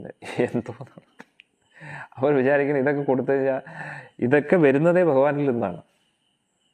അന്നേരം എത്ര ധർമ്മങ്ങൾ ചെയ്തിട്ടും ഭഗവാന് വേണ്ടി പല കാര്യങ്ങൾ ചെയ്തു കഴിഞ്ഞാൽ പല ആൾക്കാരും അങ്ങനെയുണ്ട്. ഒരു സൈഡിൽ കൂടെ എല്ലാവിധ പാപകർമ്മങ്ങളും ചെയ്യും, അതിനുശേഷം ഭഗവാന് വലിയൊരു ഡൊണേഷൻ കൊടുക്കും. ഭഗവാൻ മിണ്ടായിരിക്കുമല്ലോ എന്നാണ് വിചാരിച്ചത്. അന്നേരം ഭഗവാൻ കൊടുത്താലും ഭഗവാൻ അത് സ്വീകരിക്കണമെന്നില്ല, സ്വീകരിച്ചേക്കാം, ഒന്നും പറയാൻ പറ്റത്തില്ല. എന്തായാലും ഭഗവാന്റെ സേവനത്തിന് വേണ്ടി അത് യൂസ് ആവും. പക്ഷെ അതുകൊണ്ട് ഭഗവാൻ പൂർണ്ണമായിട്ടും നമ്മുടെ കയ്യിലായി എന്നും വിചാരിക്കരുത്. അങ്ങനെ ചില ആൾക്കാർ വിചാരിക്കും. മനസ്സിലായില്ലേ? ഉദാഹരണത്തിന് പല വ്യക്തികളും ആ ഒരു ലീലകൾ നടന്ന ഒരു കാര്യം സ്മരണ ചെയ്യാറുണ്ട്. അതായത് ഗുരുവായൂർ തിരുസന്നിധിയിൽ നടന്ന സംഭവം. പൊതുവെ ആ ഹുണ്ടിയിൽ നിന്നും ഭഗവാന്റെ ആ ഒരു വഞ്ചിയിൽ നിന്ന് കാശെടുത്തതിന് ശേഷം പോയി പഴം മേടിച്ചതിന് ശേഷം 2 പഴം മേടിച്ചതിന് ശേഷം മൂന്നാണെന്നോ രണ്ടാമെന്ന് തോന്നുന്നു, മൂന്നാണെന്ന് തോന്നുന്നു, അത് ഒരു 2 പഴമാണെന്ന് തോന്നുന്നു. 2 പഴം ഒരു പഴം ഭഗവാന് വെച്ചു, അതിനുശേഷം ഒരു പഴം അവരെ സ്വീകരിച്ചു. അതിനുശേഷം ശിക്ഷ നൽകിയപ്പോൾ ഭഗവാനും കൂടെ ശിക്ഷ സ്വീകരിക്കുകയാണ്. അന്നേരം അതൊക്കെ എന്ന് പറഞ്ഞാൽ ഒരു പ്രത്യേക സാഹചര്യത്തിലാണ്. കാരണം എന്താണെന്ന് വെച്ച് കഴിഞ്ഞാൽ ആ കുട്ടികൾ വളരെ നിഷ്കളങ്കരാണ്. അതും കൂടാതെ അവർ അവർക്ക് ആ ഒരു വിശപ്പ് സഹിക്കാൻ പറ്റാതെ അവർ വിഷമിച്ചിരിക്കുന്ന ഒരു അവസ്ഥയിലാണ് അത് ചെയ്തത്. അത്രത്തോളം പ്രശ്നത്തിലായതുകൊണ്ടാണ് ഗുരുവായൂരപ്പൻ അവരുടെ കൂട്ടത്തിൽ നിന്നത്. പക്ഷെ അല്ലാത്ത പക്ഷം ഭഗവാൻ അങ്ങനെ ചെയ്യണമെന്നില്ല. മനസ്സിലായില്ലേ? അതാണ് നമ്മൾ മനസ്സിലാക്കേണ്ടത്. അന്നേരം പൊതുവേ ആ സത്വഗുണത്തിൽ നിൽക്കുന്ന വ്യക്തികളെ മാത്രമേ ഭഗവാൻ സംരക്ഷിക്കൂ. ഇനി മഹാബലി ചക്രവർത്തിയെ നമ്മൾ നോക്കുകയാണെങ്കിൽ, മഹാബലി ചക്രവർത്തി ഭക്തനാണ്. പക്ഷെ അദ്ദേഹം ഈ രാജ്യമൊക്കെ പിടിച്ചടക്കിയത് ഭഗവാന്റെ മാർഗത്തിൽ പോയിട്ടല്ല. മനസ്സിലായില്ലേ? അദ്ദേഹത്തിന്റെ ബലം ഉപയോഗിച്ചുകൊണ്ടും ശുക്രാചാര്യരുടെ മന്ത്രത്തിന്റെ ബലത്തിലാണ് എല്ലാം പിടിച്ചടക്കിയത്. മനസ്സിലായില്ലേ? എന്നിട്ട് പക്ഷെ ദേവേന്ദ്രൻ എങ്ങനെയാണ്? ഇന്ദ്രന് മഹാബലി ചക്രവർത്തിയുടെ അത്രയും ചിലപ്പം പരിശുദ്ധ ഭക്തി ഇല്ലെങ്കിലും ദേവേന്ദ്രൻ എപ്പോഴും ഭഗവാനെ പിടിച്ചാണ് ഇരിക്കുന്നത്. ഭഗവാനെ അങ്ങ് പറയുന്ന മാർഗത്തിൽ എന്തേ ഉള്ളൂ. വല്ലപ്പോഴും ഒക്കെ അദ്ദേഹം തെറ്റ് ചെയ്യും. ഇപ്പൊ അഹല്യ ദേവിയുടെ കാര്യത്തിൽ ചെയ്ത തെറ്റ്, അല്ലെങ്കിൽ ഗോവർദ്ധന പർവ്വത്തിന്റെ സമയത്ത് വല്ലപ്പോഴും ഒക്കെ അങ്ങനെ തെറ്റ് സംഭവിക്കും. എപ്പോഴും അങ്ങനെ തെറ്റ് സംഭവിക്കാറില്ല. നമ്മളാണെങ്കിൽ സ്ഥിരം തെറ്റാണല്ലോ. എല്ലാ ദിവസവും വല്ലപ്പോഴൊക്കെയാണ് നമ്മൾ ശരി ചെയ്യുന്നത്. പക്ഷേ ആ ദേവേന്ദ്രൻ എന്ന് പറയുന്ന അദ്ദേഹം, മഹത്തായിട്ടുള്ള ആ ദേവേന്ദ്ര പദവി സ്വീകരിക്കുന്ന അദ്ദേഹം വല്ലപ്പോഴും ഒക്കെ മിസ്റ്റേക്ക് വരും. അതൊന്നും അത്ര വലിയ മിസ്റ്റേക്ക് അല്ല. കാരണം ദേവേന്ദ്രന്റെ പദവിയിലാണ് ഇരിക്കുന്നത്. ഒന്ന് ആലോചിച്ച് നോക്കണം. ഇവിടെ ഒരു ചെറിയ മന്ത്രിയുടെ കസേരയിൽ ഇരിക്കുമ്പോഴേ അല്ലേ വളരെ ബുദ്ധിമുട്ടാണ് ആ ഒരു ധർമ്മത്തെ പാലിക്കാൻ. അന്നേരം അവിടെ ദേവേന്ദ്രന്റെ പദവിയിൽ ഇരിക്കുമ്പോൾ എങ്ങനെയായിരിക്കും ഒന്ന് ആലോചിച്ച് നോക്കണം. എല്ലാവിധ സുഖ സൗകര്യങ്ങളും ചുറ്റും കാണും. എല്ലാം ആർഭാടപരമായിട്ടുള്ള ജീവിതമാണ്. അത് നമ്മളെ പോലെയല്ല. 100 ജന്മം ബ്രഹ്മചര്യ വ്രതം എടുത്ത ആളാണ്, 100 അശ്വമേധ യജ്ഞം ചെയ്ത ആളാണ് ഇന്ദ്രന്റെ പദവിയിൽ ഇരിക്കുന്നത്. ഒന്ന് ആലോചിച്ച് നോക്കണം. അത്രയ്ക്ക് പ്രഗത്ഭനായിട്ടുള്ള ഒരു വ്യക്തിയാണ്. എല്ലാ ദേവന്മാരും, സൂര്യചന്ദ്രാദി എല്ലാ ദേവന്മാരും ആ ഒരു ഭഗവാൻ, ആ ഒരു ദേവേന്ദ്രന്റെ മുമ്പിൽ നമിക്കൂ എന്നുള്ളതാണ്. ദേവന്മാരുടെ രാജാവാണ്. ആലോചിച്ചു. അന്നേരം അത് സാധാരണ വ്യക്തിത്വമല്ല. മനസ്സിലാക്കിയിരിക്കണം. അന്നേരം ആ ദേവേന്ദ്രൻ വല്ലപ്പോഴും ഒക്കെയാണ് മിസ്റ്റേക്ക് സംഭവിക്കുന്നത്. പക്ഷെ അങ്ങനെയുള്ള മിസ്റ്റേക്ക് സംഭവിച്ചാലും ഭഗവാൻ അതൊക്കെ കുഴപ്പമില്ല എന്നാണ് പറയുന്നത്. കാരണം എന്താണ്? ഏറെക്കുറെ 99% അദ്ദേഹം സഞ്ചരിക്കുന്നത് ഭഗവാന്റെ പാതയിൽ തന്നെയാണ്, ധർമ്മത്തിന്റെ പക്ഷത്ത് തന്നെയാണ്. അതാണ് നമ്മൾ മനസ്സിലാക്കേണ്ടത്. അന്നേരം എല്ലാം കൊണ്ടും ഭഗവാൻ ഇഷ്ടമാണ് ദേവേന്ദ്രനെ. അതുകൊണ്ടാണ് ദേവേന്ദ്രാദികൾക്ക് എപ്പോഴൊക്കെയാണ് പ്രശ്നം വരുന്നത് ഭഗവാൻ അവതരിക്കാനും തയ്യാറാണ്. അത് ഭഗവാന്റെ കാരുണ്യമാണ്. പക്ഷേ അസുര ചക്രവർത്തിയായിരുന്ന മഹാബലി, അദ്ദേഹം ഭഗവത് ഭക്തനാണ്. കാരണം ഈ പ്രഹ്ലാദന്റെ പരമ്പരയിലാണ് വരുന്നത്. മനസ്സിലായില്ലേ? അന്നേരം ആ പ്രഹ്ലാദന്റെ പരമ്പരയിൽ വരുന്നതുകൊണ്ട് അത്രത്തോളം ഉള്ളിൽ ഭക്തിയൊക്കെ തീർച്ചയായിട്ടും കാണും. അന്നേരം പക്ഷെ മഹാബലി ചക്രവർത്തി എന്തു പറ്റി? ആ ഒരു ഒഴുക്കിന്റെ പുറയിൽ അങ്ങ് പോയി അല്ലെ. എല്ലാവരും കൂടെ അങ്ങ് എല്ലാം പിടിച്ചടക്കണം എന്നൊക്കെ പറഞ്ഞ് അതിന്റെ പുറയിൽ അങ്ങ് പോവുകയാണ്. പക്ഷെ ഉള്ളിൻ്റെ ഉള്ളിൽ നിന്ന് ആ ഭഗവാനോടൊരു ആകർഷണം എന്തായാലും ഉണ്ട്, ഭഗവത് ഭക്തിയുണ്ട്. എന്നിട്ട് എല്ലാം പിടിച്ചടക്കി. അതൊന്നും പ്രോപ്പർലി ഒരു കറക്റ്റ് മെത്തഡിലൂടെ അല്ല ചെയ്തത്. കാരണം ഭഗവാനാണ് ഇന്ദ്രന്റെ സ്ഥാനം കൊടുത്തിരിക്കുന്നത്. അതായത് അസുരന്മാർ ജീവിക്കുന്നത് അസുര ലോകത്താണ് അല്ലെ. ആ താഴെയുള്ള പാതാള ലോകങ്ങളിലൊക്കെയാണ് അവർ താമസിക്കുന്നത്.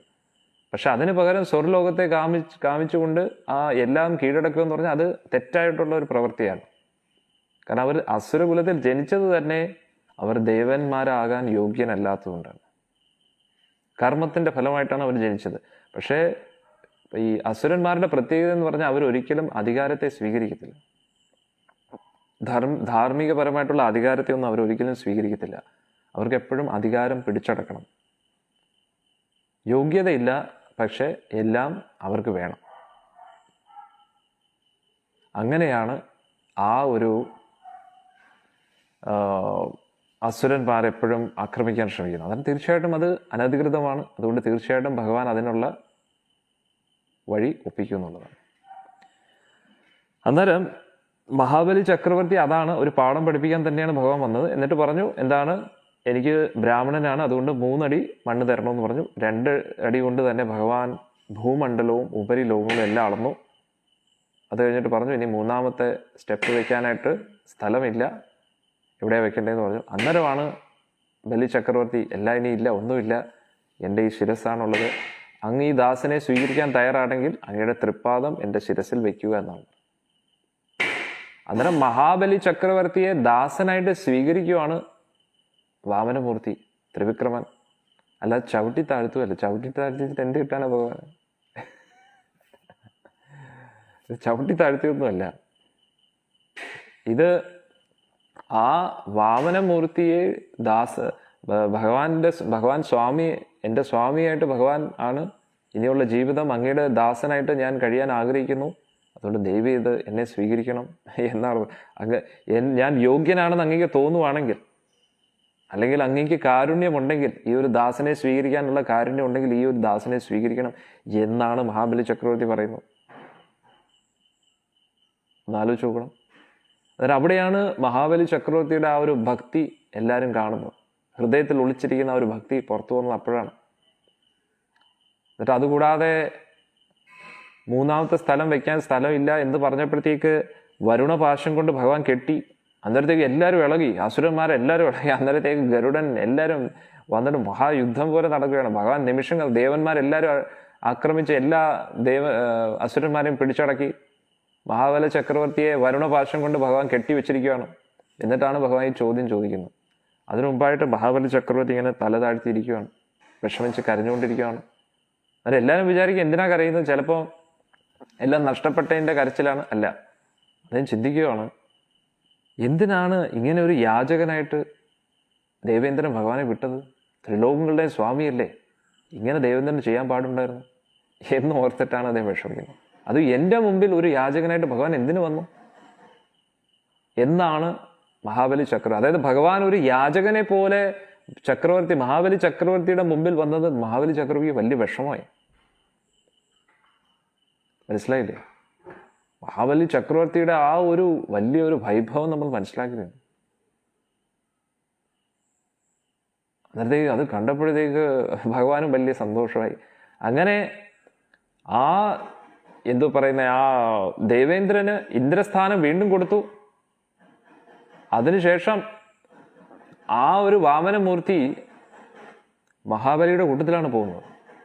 മഹാബലി അടുത്ത് പറയുക, മഹാബലി, നിന്റെ ആ ഒരു ഭക്തിയിൽ ഞാൻ വളരെയധികം സംപ്രീതനാണ്, നീ നിന്റെ ധർമ്മത്തിൽ തന്നെ ഉറച്ചു നിൽക്കുന്നു, അതുകൊണ്ട് ഞാൻ സുതലത്തിൽ നിനക്കായിട്ട് പ്രത്യേക ഒരു സ്ഥാനം നൽകുകയാണ്. സ്വർഗതുല്യമായിട്ടുള്ള ഐശ്വര്യമെല്ലാം അവിടെ കാണുന്നു. അതിലൊന്നും മഹാബലി ചക്രവർത്തിക്ക് അത്ര താല്പര്യം വന്നില്ല. കാരണം ഭഗവാന്റെ ആ തൃപ്പാദം ശിരസിൽ കിട്ടിയല്ലോ എന്ന് പറഞ്ഞിട്ട് അദ്ദേഹം പോവുകയാണ്. വാമനമൂർത്തിയും നേരെ ഗരുഡാരൂഢനായിട്ട് കയറി ഇദ്ദേഹത്തെ കണ്ടു. ബ്രഹ്മദേവനുമായിട്ട് കുറച്ച് കാര്യങ്ങളൊക്കെ സംസാരിച്ചു. എന്നിട്ട് എല്ലാവരും വിചാരിച്ചു ഭഗവാന്റെ വൈകുണ്ഠ ഗ്രഹങ്ങളിലേക്ക് പോവുകയാണെന്ന്. എന്നിട്ട് ഭഗവാൻ വീണ്ടും താഴോട്ട് പോകുന്നു. അന്നേരം ബ്രഹ്മൻ ചോദിച്ചു, എങ്ങോട്ട് പോകുന്നു ഭഗവാനെ? അന്നേരം പറഞ്ഞേ, സുതലത്തിൽ. അതെന്തിനാ അങ്ങോട്ട് പോകുന്നേ പോലെ? അവിടെ മഹാബലി ഉണ്ട്, അവന് കാവലായിട്ട് ഞാൻ നിൽക്കും. അവൻ ഒറ്റയ്ക്കാണ്, അതുകൊണ്ട് ഞാൻ കാവലായിട്ട് നിൽക്കണം എന്ന് പറഞ്ഞിട്ട് ഭഗവാൻ അങ്ങോട്ട് പോവുകയാണ്. അന്നേരം അവിടെ ചെന്ന് നോക്കിയപ്പോൾ മഹാബലി ഇരിക്കുമ്പോൾ അവിടെ ഭഗവാൻ ചെന്നു. അന്നേരം ഭഗവാനെ കണ്ടപ്പോൾ സന്തോഷമായി. അന്നേരത്തേക്ക് ഭഗവാൻ 4 വാതിലുകളിലും 4 ഗേറ്റുണ്ട് ആ സുതലത്തിൽ. ആ 4 ഗേറ്റിലും ഗേറ്റ് കീപ്പറായിട്ട്, വാച്ച്മാനായിട്ട് വാമനമൂർത്തി ഇന്നും നിൽക്കുകയാണ്. ആ ഭഗവാന്റെ അതിശക്തമായിട്ടുള്ള വലിയ രൂപത്തിൽ ഭഗവാൻ 4 വാതിലിൽ ഇപ്പോഴും നിൽക്കുകയാണ്. പക്ഷെ നമ്മൾ എന്താ വിചാരിക്കുന്നത്? ചവിട്ടിത്താഴ്ത്തി. കേട്ട് കഴിഞ്ഞാൽ തോന്നുന്നു എന്തോ പാറ്റയെ ചവിട്ടി താഴ്ത്തുന്ന പോലെ. അങ്ങനെയൊന്നും ചെയ്തു കേട്ടോ, പാറ്റയൊന്നും ചവിട്ടി താഴ്ത്തത്, അല്ലെങ്കിൽ നമ്മൾക്ക് അതിൻ്റെ പണി കിട്ടും. പക്ഷെ ഞാൻ ഉദാഹരണം പറഞ്ഞതാ. അന്നേരം ആ ഒരു മഹാബലി ചക്രവർത്തിക്ക് അനുഗ്രഹമാണ് കിട്ടിയിരിക്കുന്നത്. സാക്ഷാൽ ലക്ഷ്മി ദേവി പോലും കൊതിക്കുന്ന ആ തൃപ്പാദം, ത്രിലോകങ്ങളും കൊതിക്കുന്ന ആ തൃപ്പാദം ആ മഹാബലി ചക്രവർത്തിയുടെ ശിരസിൽ വന്നു എന്നുള്ള, അതിൽ പരം ഭാഗ്യം എന്താണ് വേണ്ടുന്നത്? ആ അഭയചരണം, എല്ലാവിധ ഭയത്തിൽ നിന്നും രക്ഷ നൽകുന്ന ആ ഭഗവാന്റെ അഭയചരണ കമലമാണ് ആ ഒരു മഹാബലി ചക്രവർത്തിയുടെ ശിരസിൽ വന്നത്. ഒന്ന് ആലോചിച്ച് നോക്കണം. ഇതിൽ പരം എന്താണ് സൗഭാഗ്യം വേണ്ട? വേറൊരു സൗഭാഗ്യം വേണ്ട. ലക്ഷ്മി ദേവി കൊതിക്കുന്ന എപ്പോഴും ആ തൃപ്പാദത്തിൽ മുറുകെ പിടിക്കാനാണ്. അതാണ് നമ്മൾ മനസ്സിലാക്കുന്നത്. ഇപ്പോൾ നമ്മൾ ഇത് പറഞ്ഞുകൊണ്ടിരിക്കുമ്പോഴും മഹാബലി ചക്രവർത്തി അവിടെ സുതലത്തിലുണ്ട്. അത് നമ്മൾ വേദിക് കോസ്മോളജിയുടെ എല്ലാ ശനിയാഴ്ചയും നമുക്ക് ക്ലാസ് ഉണ്ട്, അതിൽ നമ്മൾ പഠിക്കുന്നുണ്ട്. അതിൽ ഇനിയും അടുത്ത സെക്ഷനിലൊക്കെ എവിടെയാണ് ഈ ഒരു സുതലം എന്ന് നമ്മൾ വളരെ വിശദമായിട്ട് ചർച്ച ചെയ്യും. അവിടെ മഹാബലി ചക്രവർത്തി ഇപ്പോഴും ഉണ്ട്. അതുകൊണ്ട് കേരളത്തിന്റെ മാത്രം ചക്രവർത്തി അല്ല, തരം താഴ്ത്തരുത്. അദ്ദേഹം ത്രിലോകങ്ങളുടെയും ചക്രവർത്തിയായിരുന്നു. മനസ്സിലായില്ലേ? അതിൽ കേരളവും കൂടെ ഉൾപ്പെടും എന്ന് വേണമെങ്കിൽ നമുക്ക് പറയാം. അദ്ദേഹം ത്രിലോകങ്ങളും ഭരിച്ചിരുന്ന ആളാണ്. ഭൂമണ്ഡലം തന്നെ വലിയൊരു പ്രദേശമാണ്. ആ ഭൂമണ്ഡലത്തില് ഭാരതവർഷം, ജംബൂദ്വീപ് വളരെ ചെറിയ ഒരു സ്ഥലം, അതില് ആ ഭാരതവർഷം എന്ന് പറഞ്ഞാൽ ഇനിയും ചെറിയൊരു സ്ഥലം, അതിൽ ഭാരതഖണ്ഡമാണ് നമ്മുടെ സ്ഥലം. ഒന്ന് ആലോചിച്ച് പോകണം. ആ ഭാരതഖണ്ഡം, അതില് നമ്മുടെ ഇന്ത്യയിൽ നമ്മുടെ കേരളം എന്ന് പറഞ്ഞാൽ വളരെ ചെറുതാണ്. ഒന്ന് ആലോചിച്ച് നോക്കുക. പിന്നെ അതുകൂടാതെ മഹാബലി ചക്രവർത്തി വന്നപ്പോൾ പോലും മഹാബലി ചക്രവർത്തി യജ്ഞം ചെയ്തുകൊണ്ടിരുന്നതും നർമ്മദാ നദീ തീരത്താണ്. അന്നേരം ഇപ്പോഴത്തെ നർമ്മദാ നദി എന്ന് വേണമെങ്കിൽ നമുക്ക് പറയാൻ പറ്റത്തില്ല. കാരണം കാലം മാറുന്നതിനനുസരിച്ച് ഇന്നത്തെ കലിയുഗത്തിലുള്ള വ്യക്തികൾക്ക് ആ ഭാരതവർഷത്തിൽ മുഴുവൻ ആക്സസ് ഇല്ല. നമ്മുടെ ഭാരതഖണ്ഡത്തിലെ കുറച്ച് പ്രദേശങ്ങൾ, ഭാരതഖണ്ഡമാണ് നമ്മുടെ ഭൂമി, അന്നേരം അതിലെ കുറച്ച് പ്രദേശങ്ങൾക്ക് മാത്രമേ ആക്സസ് ഉള്ളൂ. ഇതിനപ്പുറത്തായിട്ടുള്ള പ്രദേശങ്ങൾക്കൊന്നും നമുക്ക് ആക്സസ് ഇല്ല. അതുകൊണ്ട് കുറേ കുറേ കുറേ കുറേ കാര്യങ്ങളുണ്ട്. നമ്മൾ കൈലാസം എന്ന് പറയുന്നു, മൗണ്ട് എവറസ്റ്റ് എന്ന് പറയുന്നു. ആ മൗണ്ട് എവറസ്റ്റ് എന്ന് പറയുന്നത് യഥാർത്ഥ കൈലാസത്തിന്റെ ഒരു പ്രതിച്ഛായ മാത്രമാണ്. നമ്മൾ ഇവിടെയൊക്കെ കീഴടക്കിയതിനു ശേഷം ഞാൻ കൈലാസത്തിൽ കണ്ടോ ഇവിടെ എങ്ങും മഹാദേവനില്ല, കണ്ടോ നിങ്ങൾ പറയുന്നില്ല മഹാദേവനുണ്ട്.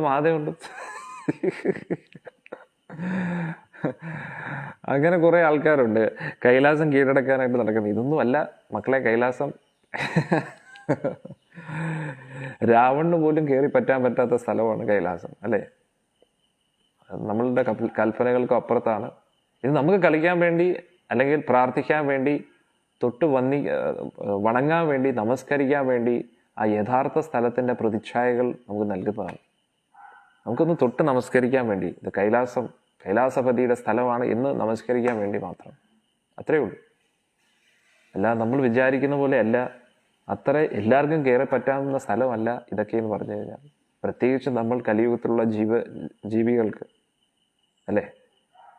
ആയുസ്സും കുറവ്, മനസ്സിലായി? ഇങ്ങനെ കുറെ നമ്മളെല്ലാം വളരെയധികം യോഗ്യതകൾ കൊണ്ട് ഒരുപാട് കുറവാണ് നമ്മൾ, മനസ്സിലായില്ലേ? അങ്ങനെ കുറെ പ്രശ്നങ്ങളുണ്ട്. അതൊക്കെ നമ്മൾ ചിന്തിക്കണം, മനസ്സിലാക്കണം. ഇനി അടുത്ത എന്താണ് പറയുന്നത്? ജന്മകർമ്മ ച വിശ്വാത്മൻ. വിശ്വാത്മാവ് എന്ന് പറയുമ്പോൾ, ആത്മാവ് എന്ന് പറയുമ്പോൾ എന്താണെന്ന് നമ്മൾ മനസ്സിലാക്കണം. ആത്മാവ് എന്ന് പറയുമ്പോൾ എപ്പോഴും പരമാത്മാവ് എന്ന് പറഞ്ഞ് എടുത്ത് പറയത്തില്ല സംസ്കൃതത്തിൽ. അഹമാത്മാ ഹി ഗുഡാകേശ എന്ന് ഭഗവാൻ പറയുമ്പോൾ അവിടെ ഭഗവാൻ ഉദ്ദേശിക്കുന്നത് പരമാത്മാവാണെന്നാണ് ഭഗവത്ഗീതയിൽ. അന്നേരം ഇവിടെയും ആത്മൻ, വിശ്വത്തിന്റെ മുഴുവൻ ആത്മം എന്ന് പറയുമ്പോൾ അത് സ്വാഭാവികമായിട്ടും നമ്മൾ മനസ്സിലാക്കേണ്ടത് ഇത് പരമാത്മാവാണ്. കാരണം നമ്മൾ ഒരിക്കലും വിശ്വത്തിന്റെ ആത്മാവല്ല.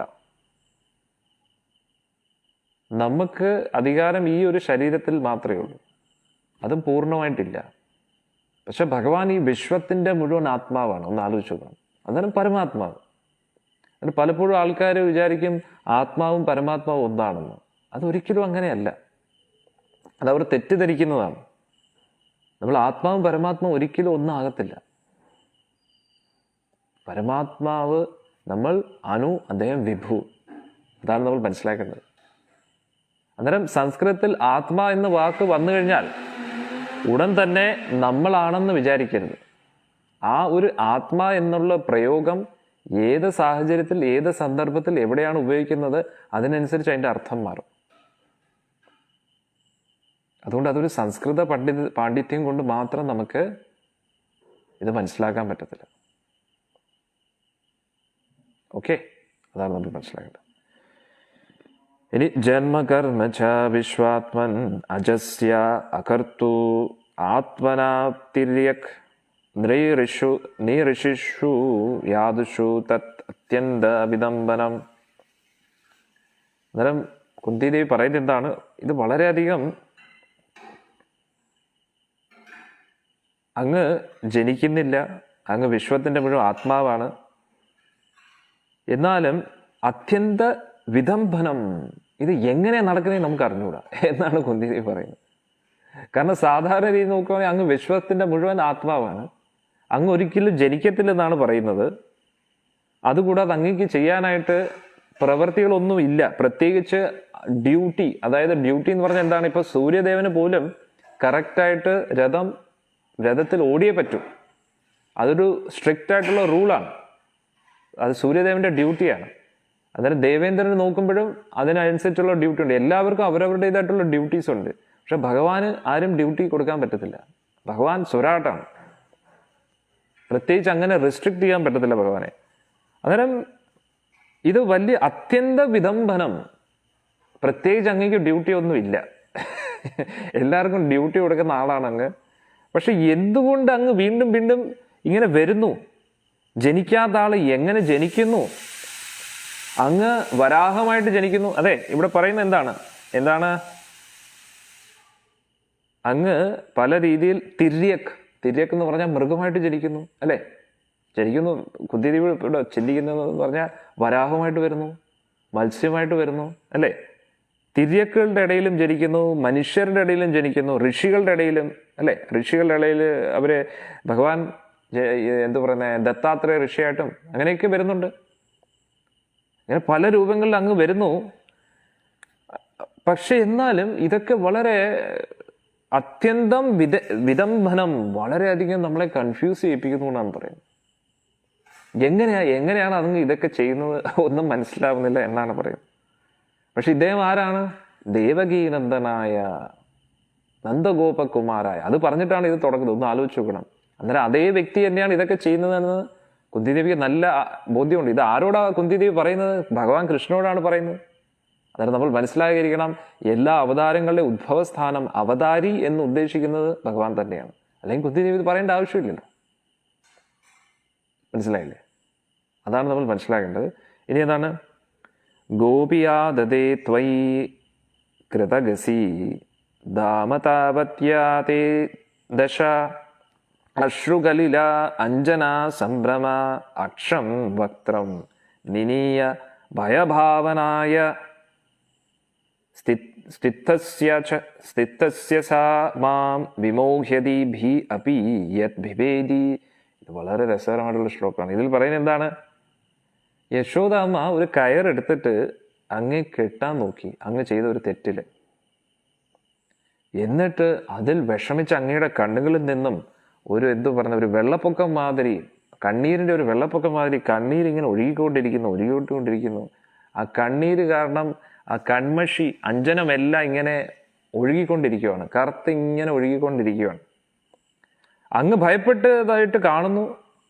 പക്ഷെ ഞാൻ ചോദിക്കുന്നത്, കുന്തിദേവി പറയുവാണ്, സാക്ഷാൽ ഭയം പോലും അങ്ങേ ഭയപ്പെട്ടാണ് ജീവിക്കുന്നത്.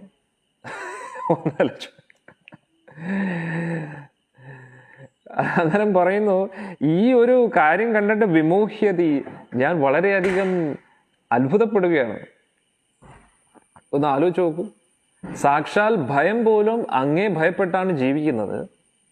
പക്ഷേ യശോദാമ്മയുടെ ആ ഒരു അടിയെ പേടിച്ചുകൊണ്ട് അങ്ങ് ഇത്രയും കരയുന്നു. വീണ്ടും വീണ്ടും ഇങ്ങനെ കണ്ണൊക്കെ തിരുമ്മി ഒരു പരുവാക്കി എന്നുള്ളത്. എന്നിട്ട് കൺമഷിയൊക്കെ ഇങ്ങനെ കണ്ണീരിൽ ഇങ്ങനെ ഒഴുകി ഇങ്ങനെ കാണാൻ നല്ല രസമായിരുന്നു. എന്നാൽ ഇതൊക്കെ കണ്ടപ്പോഴത്തേക്ക് കുന്തിദേവി കണ്ടില്ല, പക്ഷേ ഭഗവാൻ ചെയ്യുന്ന കാര്യങ്ങളെല്ലാം ഫേമസ് ആണല്ലോ അല്ലെ. ഇപ്പം നമ്മൾ ഇത്രയും വർഷങ്ങളായിട്ട് നമ്മളെ ഇതൊക്കെ ചർച്ച ചെയ്യുന്നുണ്ടെങ്കിൽ ഇതൊക്കെ ഒരു എന്താ പറയുന്ന മോസ്റ്റ് വൈറൽ ന്യൂസ് ആയിരുന്നു. അറിഞ്ഞില്ലേ ഇവിടെ ഇത് സംഭവിച്ചു, കൃഷ്ണനെ ഇങ്ങനെ കെട്ടി, അന്നേരത്തേക്ക് ഉടനെ കൃഷ്ണൻ ഇങ്ങനെ കരഞ്ഞു, അന്നേരത്തേക്ക് ഏറ്റവും ഇതെല്ലാം ഭയങ്കര ഫ്ലാഷായിട്ട് ന്യൂസായിട്ട് എല്ലായിടത്തും എത്തി എന്നുള്ളതാണ്. ഇതൊക്കെ കേട്ടിട്ട് കുന്തിദേവി പറയുവാണ്, കൃഷ്ണ എനിക്ക് അറിഞ്ഞൂടെ എന്താ പറയേണ്ടത് അല്ലേ. സാക്ഷാൽ ഭയം പോലും ആരെ പേടിച്ചാണോ ജീവിക്കുന്നത്, ഭയം പോലും ഭയപ്പെട്ടാണ് ഭഗവാന്റെ മുമ്പിൽ നിൽക്കുന്നത്. ആ ഭയം പോലും അങ്ങേക്ക് ഭയം വന്നു എന്ന് പറഞ്ഞു കഴിഞ്ഞാൽ നമ്മൾ എന്താ പറയേണ്ടത്? അതായത് അങ്ങ് അഭിനയിക്കുവാണെന്ന് വിചാരിച്ചാൽ നല്ലപോലെ കരയുന്നുമുണ്ട്. യഥാർത്ഥത്തിൽ കണ്ണീര് വരികയാണ്, അല്ല ഗ്ലിസറിൻ ഇട്ടിട്ട് കരയുന്നതല്ല, യഥാർത്ഥത്തിൽ കരയുവാണ്. ഭയം കാണുന്നുകൊണ്ട് ചുണ്ടെല്ലാം വിറയ്ക്കുന്നു, കൈകളെല്ലാം വിറച്ചുകൊണ്ടിരിക്കുന്നു അല്ലേ. ഇതെല്ലാം കണ്ടിട്ട് യശോദാമ്മ ആകെ ഭയപ്പെട്ടു. എൻ്റെ കുഞ്ഞ് ഇത്രയും ഭയപ്പെട്ടു കഴിഞ്ഞാൽ അവൻ എന്തെങ്കിലും അസുഖം വന്നാലോ എന്ന് പറഞ്ഞിട്ട് യശോദാമ്മയ്ക്ക് ടെൻഷനായി. അതായത് ഇതൊക്കെ കണ്ടിട്ട് എന്ത് പറയണമെന്ന് യശോദാമ്മയ്ക്ക് അറിയത്തില്ല. ഇതെല്ലാം കണ്ടിട്ട് ദേവൻ താൻ പറയും ഇതെന്താ സംഭവിക്കുന്നത് ഒന്നും മനസ്സിലാവില്ല. ആകെ കൂടെ എല്ലാവർക്കും വട്ടുപിടിപ്പിക്കുകയാണ് ഭഗവാന്റെ ആ ലീലകൾ കാണിച്ചിട്ട്. ഇതേ ഭഗവാൻ നരസിംഹമായിട്ട് വരുമ്പോൾ ഒന്ന് ചെറുതായിട്ടൊരു സാമ്പിൾ ഗർജനയിൽ ത്രിലോകങ്ങൾ ഇങ്ങനെ ഇങ്ങനെ കിടക്കാൻ തുടങ്ങുന്നു. ഒന്ന് ചെറുതായിട്ടൊന്ന് ഗർജിച്ചേ ഉള്ളൂ. അതായത് നിന്റെ ഈശ്വരൻ ഇതിനകത്തുണ്ടോടാ എന്ന് പറഞ്ഞു തൊട്ട് ആ തൂണിനെ ഒന്ന് ഈ മുഷ്ടി കൊണ്ടൊന്ന് പ്രഹരിച്ചു. ഒരു പഞ്ച് കൊടുത്ത സമയത്തിന് അകത്തുനിന്ന് ചെറുതായിട്ടൊരു ഗർജന കിട്ടു. ആ ഗർജനയിൽ തന്നെ രസാതലത്തിലുള്ള പല അസുര സ്ത്രീകളുടെയും ഗർഭം അലസിപ്പോയെന്നാണ് പറയുന്നത്. ഒന്ന് ആലോചിച്ചോളൂ. ഇതാണ് ഭയം. ടെറർ എന്ന് പറഞ്ഞാൽ ഇതാണ്, മാസ് എൻട്രി എന്നൊക്കെ പറയുന്നത്. ആളെത്തിയില്ല, ആള് തൂണിനകത്ത് ഇപ്പോഴും ഇരിക്കുകയാണ്.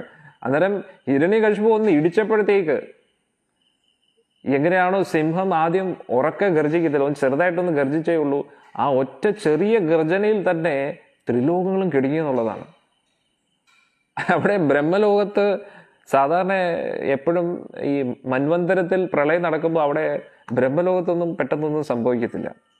സൃഷ്ടിയെല്ലാം കഴിഞ്ഞാലും അതിൻ്റെതായിട്ടുള്ള പ്രോസസ്സൊക്കെ ഉണ്ട്. അവിടെ അത്ര പെട്ടെന്ന് പ്രളയമൊന്നും വരത്തില്ല. അന്നേരം അവിടം വരെ കിടുങ്ങി എന്നുള്ളതാണ്. അവിടം വരെ കുലുക്കം, ഭൂചലനം മാതിരി ഒരു കുലുക്കം ഉണ്ടായി. അന്നേരത്തേക്ക് ബ്രഹ്മലോകത്തുള്ള എല്ലാവരും പറയും എന്തോ സംഭവിക്കുന്നേ, എല്ലാം അവസാനിക്കാൻ പോകണമെന്ന്. ആ രീതിയിൽ ഭയം തോന്നി എന്നുള്ളതാണ്. ചെറുതായിട്ടൊന്ന് ഭഗവാൻ ഗർജിച്ചപ്പോഴത്തേക്ക് ഒന്ന് ആലോചിച്ച് പോകണം. ഇനി അതും കഴിഞ്ഞിട്ട് നിന്നെ ഞാൻ ഇതാ ഇപ്പം വധിക്കാൻ പോവുകയാണെന്ന് പറഞ്ഞപ്പോഴത്തേക്ക് അടുത്ത ഒരു ഗർജന കിട്ടും. അതും കൂടെ ആയപ്പോഴത്തേക്ക് തീർന്നു. എല്ലാ ലോകവും കിടുകിട വരയ്ക്കാൻ തുടങ്ങി, സമുദ്രങ്ങളൊക്കെ അങ്ങോട്ടും ഇങ്ങോട്ടും ആടാൻ തുടങ്ങി. എന്താണ് സംഭവിക്കാൻ പോകുന്നതെന്ന് ഒന്നും മനസ്സിലാകുന്നില്ല. അടുത്ത മൂന്നാമത്തേന്ന് പറഞ്ഞാൽ ആ ഒരു തൂണെല്ലാം ഒറ്റ പൊട്ടിത്തെറിപ്പിക്കലാണുള്ളത്. ഒറ്റ നിമിഷം കൊണ്ട് ഭഗവാൻ പൊട്ടിത്തെറിപ്പിച്ചു എന്നുള്ളതാണ്. എത്രയോ യോജന ദൂരം ഓരോരോ ആ തൂണിന്റെ പീസുകളും പോയെന്നുള്ളതാണ്. അത് നടന്ന സംഭവം അഹോബിലം ഇപ്പോഴും ഉണ്ട്. അഹോബലത്തിൽ ഉഗ്രസ്തംഭം ഉണ്ട്. ആ ഉഗ്രസ്തംഭം അതിൻ്റെ ഒരു ഭാഗമാണ്. അത് പലപ്പോഴും അതിനെക്കുറിച്ച് പറയുന്നു.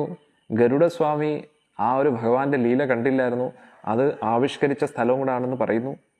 പക്ഷെ ആവിഷ്കരിക്കുന്ന സമയത്ത് ആ ഒറിജിനൽ നടന്ന ലീലയുടെ അത് തന്നെയാണ് അവിടെ അവതരിക്കുന്നത്. മനസ്സിലായില്ലേ? അതുകൊണ്ട് അവിടുത്തെ ഉഗ്രസ്തംഭത്തെ തൊടുന്നത് ഒറിജിനൽ ഭഗവാൻ അവതരിച്ച ഉഗ്രസ്തംഭത്തെ തൊടുന്നതിന് തുല്യം തന്നെ, അതിൽ യാതൊരു സംശയമില്ല. അന്നേരം ആ ഭഗവാൻ ആ ഉഗ്രസ്തംഭം പൊട്ടിച്ചു. ഉഗ്രസ്തംഭം എന്താണ്? ഭഗവാൻ വന്ന ആ ഒരു തൂണാണത്. എത്ര മഹത്തായിട്ടുള്ള തൂണാണ്, ഒന്ന് ആലോചിച്ചു. ഇപ്പോഴും നമുക്ക് പോവുകയാണെങ്കിൽ അഹോബലത്തിൽ പോകുമ്പോൾ ആ ഒരു തൂണുണ്ട്. ഭഗവാൻ 1,00,000 യോജന നീളമായിരുന്നു ഭഗവാന്റെ പറയുന്നത്. എന്നിട്ട് പൊട്ടിത്തെറിപ്പിച്ചപ്പോൾ തൂണെല്ലാം പീസായിട്ട് എത്രയോ യോജന ദൂരം പോയി. അവസാനം അവശിഷ്ടം മാത്രമാണ് ഇപ്പോൾ ഇരിക്കുന്നത്. അത് തന്നെ നമുക്ക് പോകണമെങ്കിൽ നല്ല ദൂരമാണ്, നല്ല ഇങ്ങനെ കയറി പോകേണ്ടിയിരിക്കുന്നു. അത്രയ്ക്ക് ശക്തമായിട്ടാണ് ഭഗവാൻ വന്നത്. എന്നിട്ടൊന്ന് ആലോചിച്ച് നോക്കൂ. സാക്ഷാൽ ഭയം പോലും ഭയപ്പെട്ട് ജീവിക്കുകയാണ് ഭഗവാന്റെ മുമ്പിൽ. അതേ ഭഗവാൻ ഭഗവാൻ ഒന്ന് ചെറുതായിട്ടൊന്ന് ഗർജിക്കുമ്പോഴത്തേ ഇത്രയും പേരും ഭയപ്പെടുകയാണ്. പക്ഷേ ഈ വലിയ മഴയൊക്കെ പെയ്യുന്ന സമയത്ത്, ഇടിയൊക്കെ വെട്ടുന്ന സമയത്ത് ഉടനെ കൃഷ്ണൻ ഓടിച്ചെന്ന് യശോദാമ്മയുടെ എങ്ങും കെട്ടിപ്പിടിക്കും. അമ്മയെ എനിക്ക് പേടി വരുന്നു, ഭയം വരുന്നു, എന്നെ രക്ഷിക്കണേ. ചെറിയൊരു ഇടിയുടെ ശബ്ദം കേട്ടാൽ മതി, ആ ഒരു ഭഗവാൻ നേരെ ചെന്ന് യശോദാമ്മയുടെ മടിയിലോട്ടങ്ങ് ചെല്ലും എന്നുള്ളത്. എത്ര മധുരമാണ് നോക്കണേ. ഇതേ ആള് തന്നെയാണ് നരസിംഹമായിട്ട് ലോകത്തെ മുഴുവൻ കിടുകിട പറപ്പിക്കുന്നത്. അതേ ഭഗവാൻ തന്നെ ഒരു ഇടിയുടെ സൗണ്ട് കേട്ടാൽ മതി, നേരെ ചെന്ന് യശോദാമ്മയുടെ മടിയിലോട്ട് ഓടും എന്നുള്ളതാണ്. അതായിരുന്നു യശോദാമ്മയ്ക്കും പേടി. കാരണം ഭഗവാൻ ആ 7 ദിവസം 7 രാത്രിയും ആ ഇടതേ കൈയുടെ ചെറിയ വിരലിന്റെ നഖത്തിൽ ഗോവർദ്ധനം ഉയർത്തിക്കൊണ്ടിരിക്കുമ്പോൾ വലിയ വലിയ ഇടിയൊക്കെ വെട്ടിക്കൊണ്ടിരിക്കുകയാണ്. പക്ഷെ അന്നേരം ഭഗവാന് പേടിയൊന്നുമില്ല.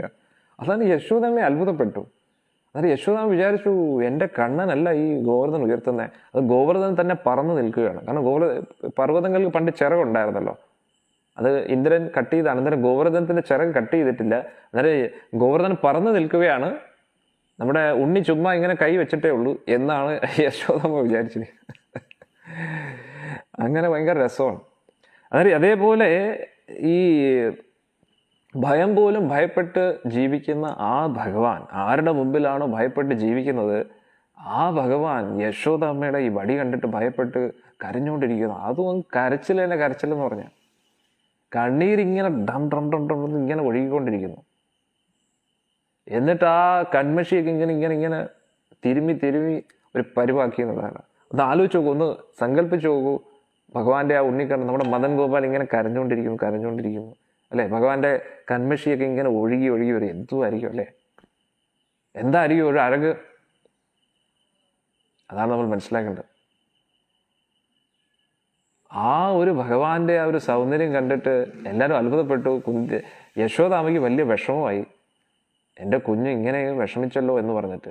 അന്നേരം അതിനെക്കുറിച്ച് കുന്തി ദേവി സത്യം പറഞ്ഞ വാക്കുകളില്ല, എന്താണ് പറയേണ്ടത്. ത്രിലോകങ്ങളുടെയും സ്വാമി, അഖില കോടി ബ്രഹ്മാണ്ഡ നായകൻ, ആ വടവൃക്ഷത്തിന്റെ പത്രത്തിൽ ശയിക്കുന്ന ബാലം മുകുന്ദം, ആ ഈ മാർക്കണ്ഡേയ ഋഷി കണ്ട അതേ കാഴ്ച അല്ലെ, എല്ലാവരും കണ്ട അതേ കാഴ്ച. ആ ലോകം മുഴുവൻ പ്രളയത്തിലാകുമ്പോഴും ഭഗവാൻ, ആ ഉണ്ണിക്കണ്ണൻ മദൻ ഗോപാൽ ആ വടവൃക്ഷത്തിന്റെ പത്രത്തിൽ കിടന്ന് ശയിക്കുകയാണ്. ആ ഒരു ഭഗവാൻ, എല്ലാവിധ ത്രിലോകങ്ങളുടെയും സ്വാമി, അദ്ദേഹം ഇങ്ങനെ കരയുമെന്ന് പറഞ്ഞാൽ എന്താണ് പറയേണ്ടതല്ലേ. കൽപ്പനയ്ക്കും അപ്പുറത്താണ് ഈ ഒരു കാര്യങ്ങളൊക്കെ. ഇനി അടുത്ത് എന്താ പറയുന്നത്, കേചിതാഹുർ അജം ജാതം പുണ്യശ്ലോകസ്യ കീർത്തയേ യദോ പ്രിയസ്യ അൻവവായേ മലയസ്യ ഇവ ചന്ദനം. അന്നേരം ചില വ്യക്തികൾ ഇതിനെക്കുറിച്ച് പറയുന്നു. എന്താണ്, ആ അജനായിട്ടുള്ള വ്യക്തി, ഒരിക്കലും ജനിക്കാത്ത വ്യക്തി എന്തിനാണ് വന്നത്? പൊതുവെ യദുകുലത്തിൽ ഒരു കീർത്തി കൊണ്ടുവരാൻ വേണ്ടിയാണ് എന്ന് ചില ആൾക്കാർ പറയും. യദുകുലത്തിൽ തന്നെ ജനിച്ചത് എന്തിനാണ്? ആ യദുകുലത്തിന്റെ കീർത്തി കൂട്ടാൻ വേണ്ടിയാണ്. പിന്നെ ചിലവർ പറയുന്നു ആ യദുവിന്റെ പേര് യദുവിനെ കൂടുതൽ പ്രകീർത്തിക്കാൻ വേണ്ടിയാണ്, യദുവിനെ സന്തോഷിപ്പിക്കാൻ വേണ്ടിയാണ്. അടുത്ത എന്താണ്, കാരണം ഭഗവാന്റെ വളരെ നല്ലൊരു ഭക്തനാണ് യദു. ഇനി അടുത്ത എന്താണ്, അതുകൂടാതെ ഈ മലയപർവ്വതം, അത് പൊതുവെ പറയുന്നു ആ മലേഷ്യ എന്ന് പറയുന്നത്, അവിടെ എപ്പോഴും നമുക്ക് അറിയാത്ത രീതിയിൽ അവിടെയും കൂടുതൽ ചന്ദനമൊക്കെ ലഭ്യമാകുന്നു. ഇപ്പോഴത്തെ എനിക്ക് അറിഞ്ഞുകൂടാ അതിനെക്കുറിച്ച് ഡീറ്റെയിൽ ആയിട്ട്. പക്ഷേ ആ ഒരു ഭാഗത്തൊക്കെ മലയപർവ്വതമുണ്ട്, അവിടെയാണ് ഏറ്റവും കൂടുതൽ ചന്ദനം ലഭിക്കുന്നത്.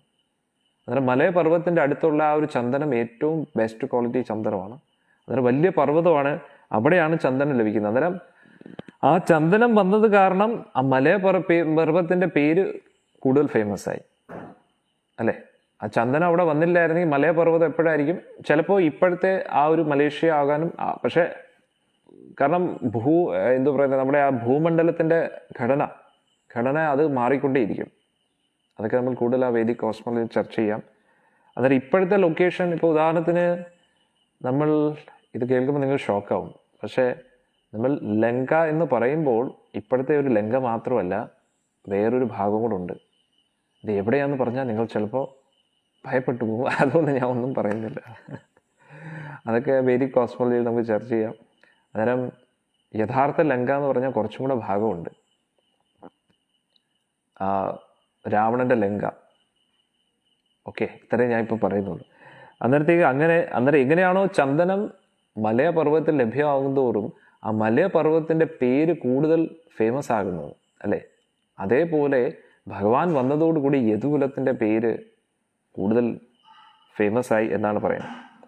അവരേ വസുദേവസ്യ ദേവക്യാം യാചിത അഭ്യഗാത് അജത്വം അസ്യ ക്ഷേമായ വധായ ച സുരദ്വിഷാം. അതിന് ചിലർ പറയുന്നു വസുദേവനും ദേവകിയും അങ്ങ് മകനായിട്ട് ലഭിക്കാൻ വേണ്ടി തപസ് അനുഷ്ഠിച്ചിട്ടുണ്ട്, അങ്ങ് അവരുടെ മകനായിട്ട് ജനിച്ചു. തീർച്ചയായിട്ടും അങ്ങ് അജനാണ്. പക്ഷെ എന്നാലും എന്താണ്, അങ്ങ് തീർച്ചയായിട്ടും ആ ദ്വേഷമുള്ള അസുര കുലന്മാരെ, ദേവന്മാരോട് ആ ദ്വേഷമുള്ള വ്യക്തികളെ വധിക്കാൻ വേണ്ടി ഭഗവാൻ വരികയാണ് എന്നാണ് പറയുന്നത്. ഭാര അവതാരണായ അന്യേ ഭുവനാഭ ഇവ ഉദ്ഭവോ സിദ്ധാന്തയ ഭൂരിഭാരേണ ജാത ആത്മഭൂവാർത്ഥിത. ചില വ്യക്തികൾ പറയുന്നു, എങ്ങനെയാണോ ഒരു കപ്പൽ ഭാരം കൂടുമ്പോൾ അത് മുങ്ങാൻ പോകുന്ന ആ ഒരു അവസ്ഥയിൽ പോകുന്നത്, അതേപോലെ തന്നെ ബ്രഹ്മദേവൻ, സാക്ഷാൽ അങ്ങയുടെ തന്നെ മകനായിട്ടുള്ള ബ്രഹ്മദേവൻ പ്രാർത്ഥിക്കുകയാണ്. അന്നേരം ഒന്ന് ആലോചിച്ച് നോക്കണം, ഇത് ആരോടാണ് പറയുന്നത് നമ്മൾ ചിന്തിക്കണം. ഭഗവാൻ കൃഷ്ണനോടാണ് പറയുന്നത്. അന്നേരം ഇദ്ദേഹം തന്നെയാണ് എല്ലാം. അല്ലെങ്കിൽ കുന്തിദേവി ഇങ്ങനെ പറയേണ്ട ആവശ്യമുണ്ടോ? ബ്രഹ്മദേവൻ പോലും അങ്ങയുടെ മകൻ എന്നാണ് പറയുന്നത്. അന്നേരം ആ ഒരു ഭഗവാൻ 5000 വർഷങ്ങൾക്ക് മുന്നേ ജനിച്ച ഒരു ഗ്രേറ്റ് പേഴ്സണാലിറ്റി മാത്രമല്ല, അത് സാക്ഷാത് ഭഗവാനാണെന്ന് മനസ്സിലാക്കി. കൃഷ്ണസ്തു ഭഗവാൻ സ്വയം എന്നാണ് നമ്മൾ മനസ്സിലാക്കേണ്ടത്. സാക്ഷാത് ഭഗവാനാണ് ഭഗവാൻ കൃഷ്ണൻ, അതിൽ യാതൊരു സംശയവുമില്ല. അല്ലെങ്കിൽ കുന്തിദേവി ഇങ്ങനെ പറയും. ഇപ്പം പറയുന്ന ശ്ലോകം എന്താണ്? ആ ബ്രഹ്മദേവൻ പോലും എന്താണ്, സാക്ഷാൽ അങ്ങയുടെ മകനാണ്. അങ്ങേക്ക് ജനനമൊന്നും ഇല്ല എങ്കിലും അങ്ങ് ആ ഒരു അദ്ദേഹത്തിൻ്റെ അഭ്യർത്ഥനയാൽ എല്ലാവിധ ഭൂഭാരത്തെ തീർക്കാൻ വേണ്ടി വന്നതാണ് അങ്ങ്. ഭവേ അസ്മിൻ ക്ലിശ്യമാനാനാം അവിദ്യകാമ കർമ്മഭി ശ്രവണസ്മരണ അർഹാനി കർഷ്യൻ ഇതി കേചന.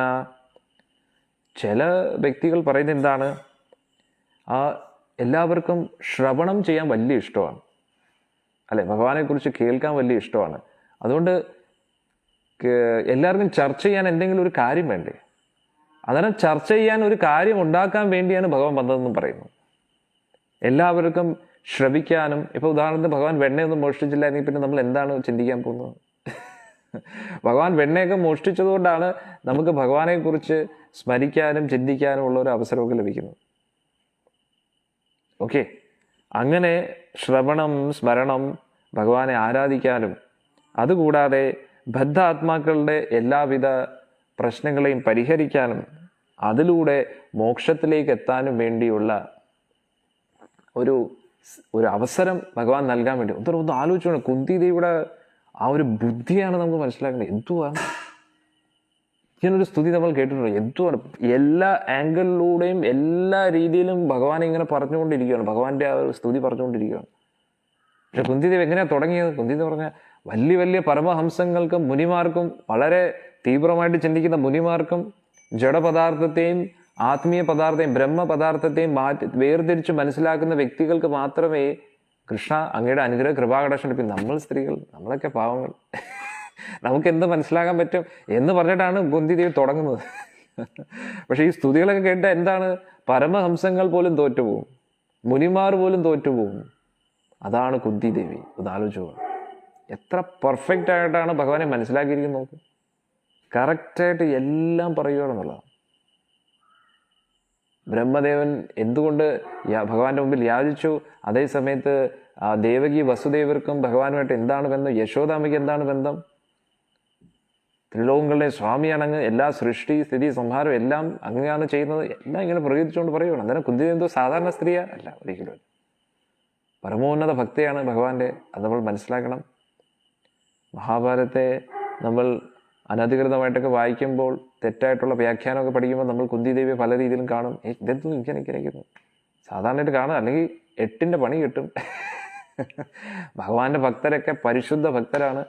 അവരെക്കുറിച്ച് തെറ്റായിട്ടൊന്നും ചിന്തിച്ചാൽ കഴിഞ്ഞാൽ പിന്നെ ആ ഒരു ജന്മത്തിൽ നമ്മൾ ഭഗവാന്റെ അടുത്ത് പോകത്തില്ല.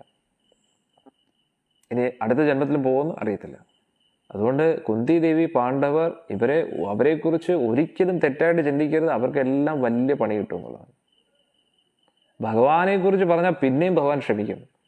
പക്ഷെ ആ പാണ്ഡവരെ കുറിച്ചോ, കുന്തി ദേവിയെക്കുറിച്ചോ, ദ്രൗപദി ദേവിയെക്കുറിച്ചോ ആരെങ്കിലും എന്തെങ്കിലുമൊക്കെ പറഞ്ഞാൽ അവരുടെ കാര്യം പോക്കാണ്. കാരണം അത്രയ്ക്ക് പരിശുദ്ധ ഭക്തരാണ് അവർ. ഇതൊന്നും ശരിയായ രീതിയിൽ ഭാഗവതം പഠിക്കാത്തത് കൊണ്ടും മഹാഭാരതം വായിക്കാത്തത് കൊണ്ടും അത് തെറ്റായിട്ട് ധരിക്കുന്നതാണ്. യഥാർത്ഥ രീതിയിൽ അതൊന്നും മനസ്സിലാക്കാത്തത് കൊണ്ട് അവരുടെ ആ ഒരു മഹത്വം ആൾക്കാർ മനസ്സിലാക്കുന്നില്ല എന്നാണ് മനസ്സിലാക്കേണ്ടത്. ഇനി അടുത്ത് എന്താണ് പറയുന്നത്? അങ്ങനെ ഭൂഭാരത്തെ തീർക്കാൻ വേണ്ടിയാണ് അങ്ങ് വരുന്നത് എന്ന് പറയുന്നു. അടുത്ത ശ്ലോകം എന്താണ്? ശൃണ്വന്തി ഗായന്തി ഘ്നന്തി അഭീക്ഷണശാ സ്മരന്തി നന്ദന്തി തവേഹിതം ജന ത ഏവ പശ്യന്തി അചിരേന താവകം ഭവപ്രവാഹ ഉപരമം പദ അംബുജം. അന്നേരം ആരാണോ തുടരെ ഭഗവാനെക്കുറിച്ച് ശ്രവിച്ചുകൊണ്ടിരിക്കുക, ഇപ്പം നമ്മളിങ്ങനെ ശ്രവണം ചെയ്തുകൊണ്ടിരിക്കുകയാണ് അല്ലേ, ഭഗവാന്റെ നാമം ജപിച്ചുകൊണ്ടിരിക്കുന്നത്, അങ്ങയുടെ അതീന്ദ്രിയ ലീലകളെക്കുറിച്ച്, അതും മറ്റൊരാൾ അങ്ങനെ പ്രകീർത്തിക്കുമ്പോൾ നമുക്ക് ആനന്ദവും ലഭിക്കുന്നത്, അവർ തീർച്ചയായിട്ടും എന്താണ്? പദ അംബുജം അചിരേന എന്നാണ് പറയുന്നത് കുന്തിദേവി. വളരെ പെട്ടെന്ന് തന്നെ താവകം ഭവപ്രവാഹ, അവർ തീർച്ചയായിട്ടും അധികം താമസിക്കാതെ തന്നെ ഈ ഭവസാഗരം താണ്ടി ഉപരമം പദ അംബുജം, അങ്ങയുടെ ആ ഒരു തൃപ്പാദത്തെ തീർച്ചയായിട്ടും പ്രാപിക്കും എന്നാണ് പറയുന്നത്. ഈ ഭവസാഗരത്തിൽ നിന്ന് രക്ഷപ്പെടുമെന്നാണ് പറയുന്നത്. അപി അദ്യനാത്വം സ്വകൃത ഇഹീത പ്രഭോ ജിഹാസസി സ്വത് സുഹൃദ അനുജീവന യേഷാം ന ച അന്യത് ഭവത പദ അംബുജത് പരായണം രാജസൂയോജിത അംഹസാം. ഭഗവാനെ, പ്രഭു, അങ്ങയുടെ എല്ലാവിധ ഉത്തരവാദിത്തങ്ങളും കറക്റ്റായിട്ട് ചെയ്തു. പ്രത്യേകിച്ച് അങ്ങേക്ക് ഉത്തരവാദിത്തമൊന്നും ഇല്ലെങ്കിലും അങ്ങ് എല്ലാം കറക്റ്റായിട്ട് ചെയ്തു. ഇനി നമ്മളെ വിട്ട് പോവുകയാണോ? എല്ലാ രീതിയിലും ഒന്ന് സുഖിപ്പിച്ച് സ്തുതിയൊക്കെ പാടി ഭഗവാനെ പിടിച്ച് വെക്കാൻ നോക്കുകയാണ്. അതും പറഞ്ഞ് ഇത്രയൊക്കെ പറഞ്ഞിട്ട് പറയുവാണ്, അങ്ങ് എല്ലാ കാര്യങ്ങളും കറക്റ്റായിട്ട് അങ്ങ് ചെയ്തു, ഇനി നമ്മളെ വിട്ട് പോവുകയാണോ അങ്ങ്? അല്ലേ, നമുക്ക് വലിയ വിഷമമുണ്ട്.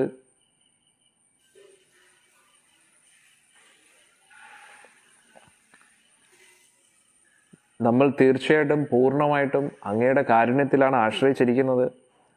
അങ്ങല്ലാതെ നമുക്ക് ആരുണ്ട്? അല്ലേ? അതുകൊണ്ട് അങ്ങ് വിചാരിക്കുന്ന പ്രശ്നങ്ങളൊക്കെ സോൾവ് ആയെന്ന്, അല്ലേ, എല്ലാ പ്രശ്നങ്ങളും പരിഹരിക്കപ്പെട്ടു എന്ന് അങ്ങ് വിചാരിക്കുന്നു. പക്ഷെ എപ്പോഴാണ് വീണ്ടും ആക്രമണം വരുന്നേ എന്ന് അറിയത്തില്ല. അന്നേരം ഇതൊക്കെ കുന്തിദേവി ഒരു ഒരു ട്രിക്ക് ഉപയോഗിക്കാൻ നോക്കുകയാണ്, അല്ലേ? കാരണം ഭഗവാൻ എപ്പോഴും പാണ്ഡവരെ സംരക്ഷിക്കണമെന്ന് താല്പര്യമുണ്ടല്ലോ. അതുകൊണ്ട് കുന്തി പ്രാർത്ഥിക്കണം, ഇനി അപകടം വരണേ എന്ന് ആദ്യമേ പ്രാർത്ഥിച്ചു. എന്നിട്ട് ലാസ്റ്റ് പറയുന്നുണ്ട്, എല്ലാം തീർന്നപ്പോൾ അങ്ങ് പോവുകയാണല്ലേ, ഒരു ഇമോഷണലി ബ്ലാക്ക്മെയിൽ ചെയ്ത് ഭഗവാനെ പിടിച്ചു വെക്കാൻ നോക്കുകയാണ്. എന്നിട്ട് പറയുവാണ്, ഭഗവാനെ എല്ലാം തീർന്ന് വിചാരിക്കരുത്, എല്ലാവരും ശത്രുക്കളാണ് ചുറ്റും, ഇനി എപ്പോഴാണ് അപകടം വരുന്നതെന്ന് അറിയാൻ പറ്റത്തില്ല. ഇതിന്റെ മറുപടി കൃഷ്ണൻ എങ്ങനെയാണ് കൊടുക്കുന്നത് നമുക്ക് നോക്കാം. ഭയങ്കര രസകരമാണ്. കുന്തിദേവി ഇങ്ങനെയൊക്കെ പറയുകയാണ്, പല രീതിയിലും ഭഗവാൻ ഇങ്ങനെ പിടിക്കാൻ നോക്കുകയാണ്, പല രീതിയിലും സ്തുതിച്ച്. കാരണം ഭഗവാൻ എന്ന് പറഞ്ഞാൽ ആർക്കും പിരിഞ്ഞിരിക്കാൻ പറ്റത്തില്ല. ഇപ്പം നമ്മൾ ആരും ഭഗവാനെ കാണാതെ തന്നെ ഭഗവാനോട് ഇത്രയും ആകർഷണമാണെങ്കിൽ ഒരിക്കൽ കണ്ടു കഴിഞ്ഞാൽ എന്തുമായിരിക്കും എന്നറിയാം. ഒരിക്കലും പിരിയാൻ പറ്റത്തില്ല.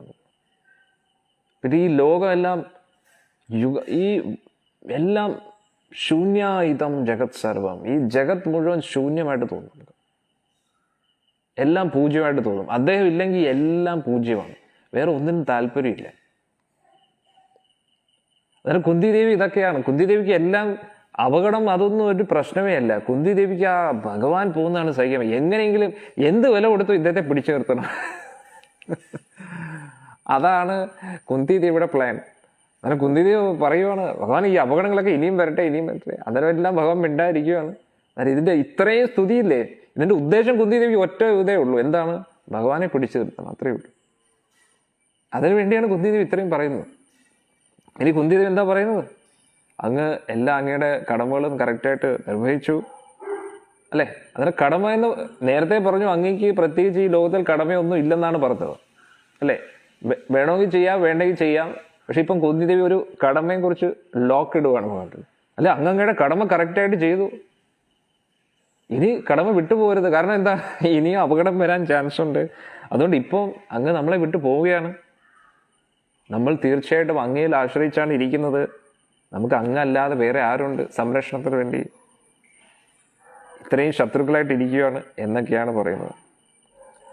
കേവയം നാമരൂപാഭ്യം യദുഭീ സഹ പാണ്ഡവ ഭവതാ ദർശനം യാർഹി ഋഷികാനാം ഇവം ഈശുധോ.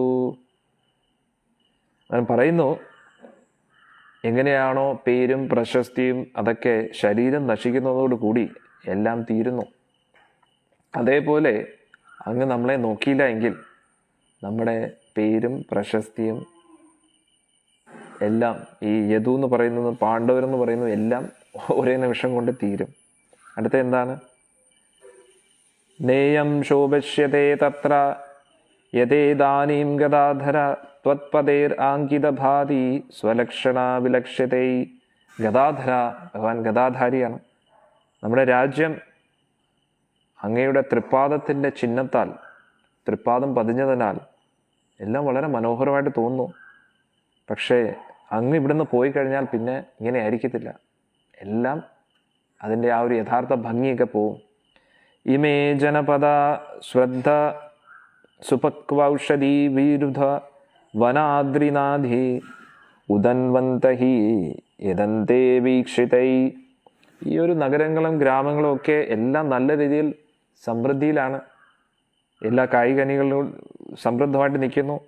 എല്ലാ പഴങ്ങളും നദികളൊക്കെ നല്ല രീതിയിൽ ഒഴുകുന്നു. ആ കുന്നുകളിലൊക്കെ അമൂല്യ രത്നങ്ങളും എല്ലാം ഉണ്ട്. സമുദ്രത്തിലും എല്ലാവിധ ദിവ്യരത്നങ്ങളും ഉണ്ട്. ഇതെല്ലാം അങ്ങയുടെ ഒരു അങ്ങ് ഒന്നും അതിലെ എല്ലാം നോക്കുന്നത് കൊണ്ട് മാത്രമാണ്, അങ്ങയുടെ കൃപാദൃഷ്ടി കാരണമാണ് ഇതൊക്കെ സംഭവിച്ചത്. അതാ വിശ്വ ഈശ, വിശ്വത്തിന്റെ മുഴുവൻ ഈശ ജഗന്നാഥ് അല്ലേ? വിശ്വ ആത്മൻ വിശ്വമൂർത്തേ സ്വകേഷു മേ സ്നേഹപാശം ഇമം ചിന്തി ദൃഢം പാണ്ഡുഷു വൃഷ്ണിഷു എന്നാണ് പറയുന്നത്. അങ്ങനെ കുന്തിദേവിക്ക് മനസ്സിലായി ഭഗവാൻ നിൽക്കത്തില്ല, ഭഗവാന്റെ മുഖത്തിൽ നിന്ന് മനസ്സിലായി. അന്നേരം ഉടനെ കുന്തിദേവി അടുത്തൊരു റിക്വസ്റ്റാണ് ചോദിക്കുന്നത്. നമുക്ക് വളരെ ഇമ്പോർട്ടൻ്റ് ആണ്, വളരെ ഇമ്പോർട്ടൻ്റ് പ്രെയർ ആണ് ഈ ഒരു ശ്ലോകത്തിൽ. എന്താണ്? അത വിശ്വേഷ വിശ്വാത്മൻ, വിശ്വത്തിന്റെ മുഴുവൻ ഈശ, വിശ്വത്തിന്റെ മുഴുവൻ ആത്മാവായ പരമാത്മാവ് അങ്ങ്, വിശ്വമൂർത്തി, എല്ലാം വിശ്വമൂർത്തി, അത് വിരാട് രൂപത്തെ ഉദ്ദേശമാണ്, വിശ്വരൂപം അതിനെ ഉദ്ദേശമാണ്. സ്വകേഷുമേ, എൻ്റെ സ്വന്തം ജനങ്ങളോടുള്ള സ്നേഹപാശം, ആ സ്നേഹബന്ധത്തെ ഇമം ചിന്തി ദൃഢം, ദേവി ഇതങ്ങ് അറക്കണം അല്ലേ? പാണ്ഡുഷു വൃഷ്ണിഷു, കാരണം പാണ്ഡവരോടും യദുക്കളോടുമുള്ള എൻ്റെ ബന്ധുക്കളാണെന്നുള്ളൊരു ചിന്ത ദേവി ഇതങ്ങ് മാറ്റണം. കാരണം എനിക്ക് അങ്ങാണ് വേണ്ടുന്നത് അല്ലേ? അങ്ങ് ഇവരുമായിട്ട് ബന്ധുവായതുകൊണ്ട് എനിക്ക് ഇവരും ഉണ്ട് അല്ലേ? ഇനി എനിക്ക് അങ്ങ് മാത്രം മതി എന്നാണ് പറയുന്നത്. ത്വയി മേ അനന്യ വിഷയ മധിർ മധുപതേ അസകൃത് രതീം ഉദ്ഭതാത് അധാ ഗംഗാ ഇവ ഓഘം ഉദൻവതി. മധുസൂദന എന്ന് പറയുന്ന ഭഗവാനെ പറയുകയാണ്. എന്താണ്? മധുപതേ, എങ്ങനെയാണോ ഗംഗാദേവി സമുദ്രത്തിലേക്ക് ഒരു തടസ്സമില്ലാതെ ഇങ്ങനെ ഒഴുകിക്കൊണ്ടിരിക്കുന്നത്, എൻ്റെ ആകർഷണവും എൻ്റെ ബോധം എപ്പോഴും അങ്ങയിൽ തന്നെ ഉറച്ചു നിൽക്കണേ, തെറ്റായിട്ടുള്ള ദിശകളിലൊക്കെ ഒന്നും പോവാതെ. ഇപ്പം ഗംഗാദേവി എത്ര വലിയ തടസ്സങ്ങൾ വന്നാലും ഒറ്റ പോക്കാണ് നേരെ സമുദ്രത്തിലേക്ക്. അതേപോലെ എൻ്റെ ആ ഒരു ലക്ഷ്യം എപ്പോഴും അങ്ങയിൽ തന്നെ ആയിരിക്കണം, വേറെ എങ്ങും പോകരുത് എന്നാണ് പറയുന്നത്. ശ്രീകൃഷ്ണ കൃഷ്ണ സഖ വൃഷ്ണി ഋഷഭ അവനീധൃക് രാജന്യവംശ ദദന അനഭവർഗ വീര്യഗോവിന്ദ ഗോ ദ്വിജാസുര അർത്തിഹര അവതാര യോഗേശ്വര അഖില ഗുരു ഭഗവൻ നമസ്തേ എന്ന് പറയാണ് കുന്തിദേവി. കൃഷ്ണ, അർജുനന്റെ സുഹൃത്തെ, വൃഷ്ണികുലത്തിലെ ഏറ്റവും ഋഷഭൻ, അങ്ങ് എല്ലാവിധ ഈ പ്രപഞ്ചത്തിലുള്ള എല്ലാവിധ അസത് കാര്യങ്ങളെയും അങ്ങ് നശിപ്പിച്ചു, അധർമ്മികളെ എല്ലാം നശിപ്പിച്ചു. അങ്ങയുടെ ശക്തി ഒരിക്കലും തീരുന്നില്ല. അങ്ങ് എല്ലാവിധ, ഇതുകൂടാതെ അതീന്ദ്രിയ ലോകത്തിലെ വൈകുണ്ഠ ഗ്രഹങ്ങളുടെയും അധിപതി അങ്ങാണ്. അങ്ങ് പൊതുവെ പശുക്കളെ സംരക്ഷിക്കാനും ബ്രാഹ്മണരെയും ഭക്തരെയും ആ ഒരു സനാതന ധർമ്മത്തെ ഉറപ്പുവരുത്താൻ വേണ്ടി അങ്ങ് വരികയാണ്. അങ്ങ് എല്ലാവിധ സിദ്ധികളുടെയും പരമോന്നത തലത്തിലാണ്. അങ്ങ് സിദ്ധികളുടെ ഉദ്ഭവം അങ്ങിൽ നിന്നാണ്. അങ്ങാണ് എല്ലാവിധ സൃഷ്ടിയുടെയും ഉദ്ഭവം. അങ്ങ് പരമ ഈശ്വരനാണ്, ഭഗവാനാണ്. അതുകൊണ്ട് അങ്ങയെ ഞാൻ നമസ്കരിക്കുന്നു എന്നാണ് പറയുന്നത്.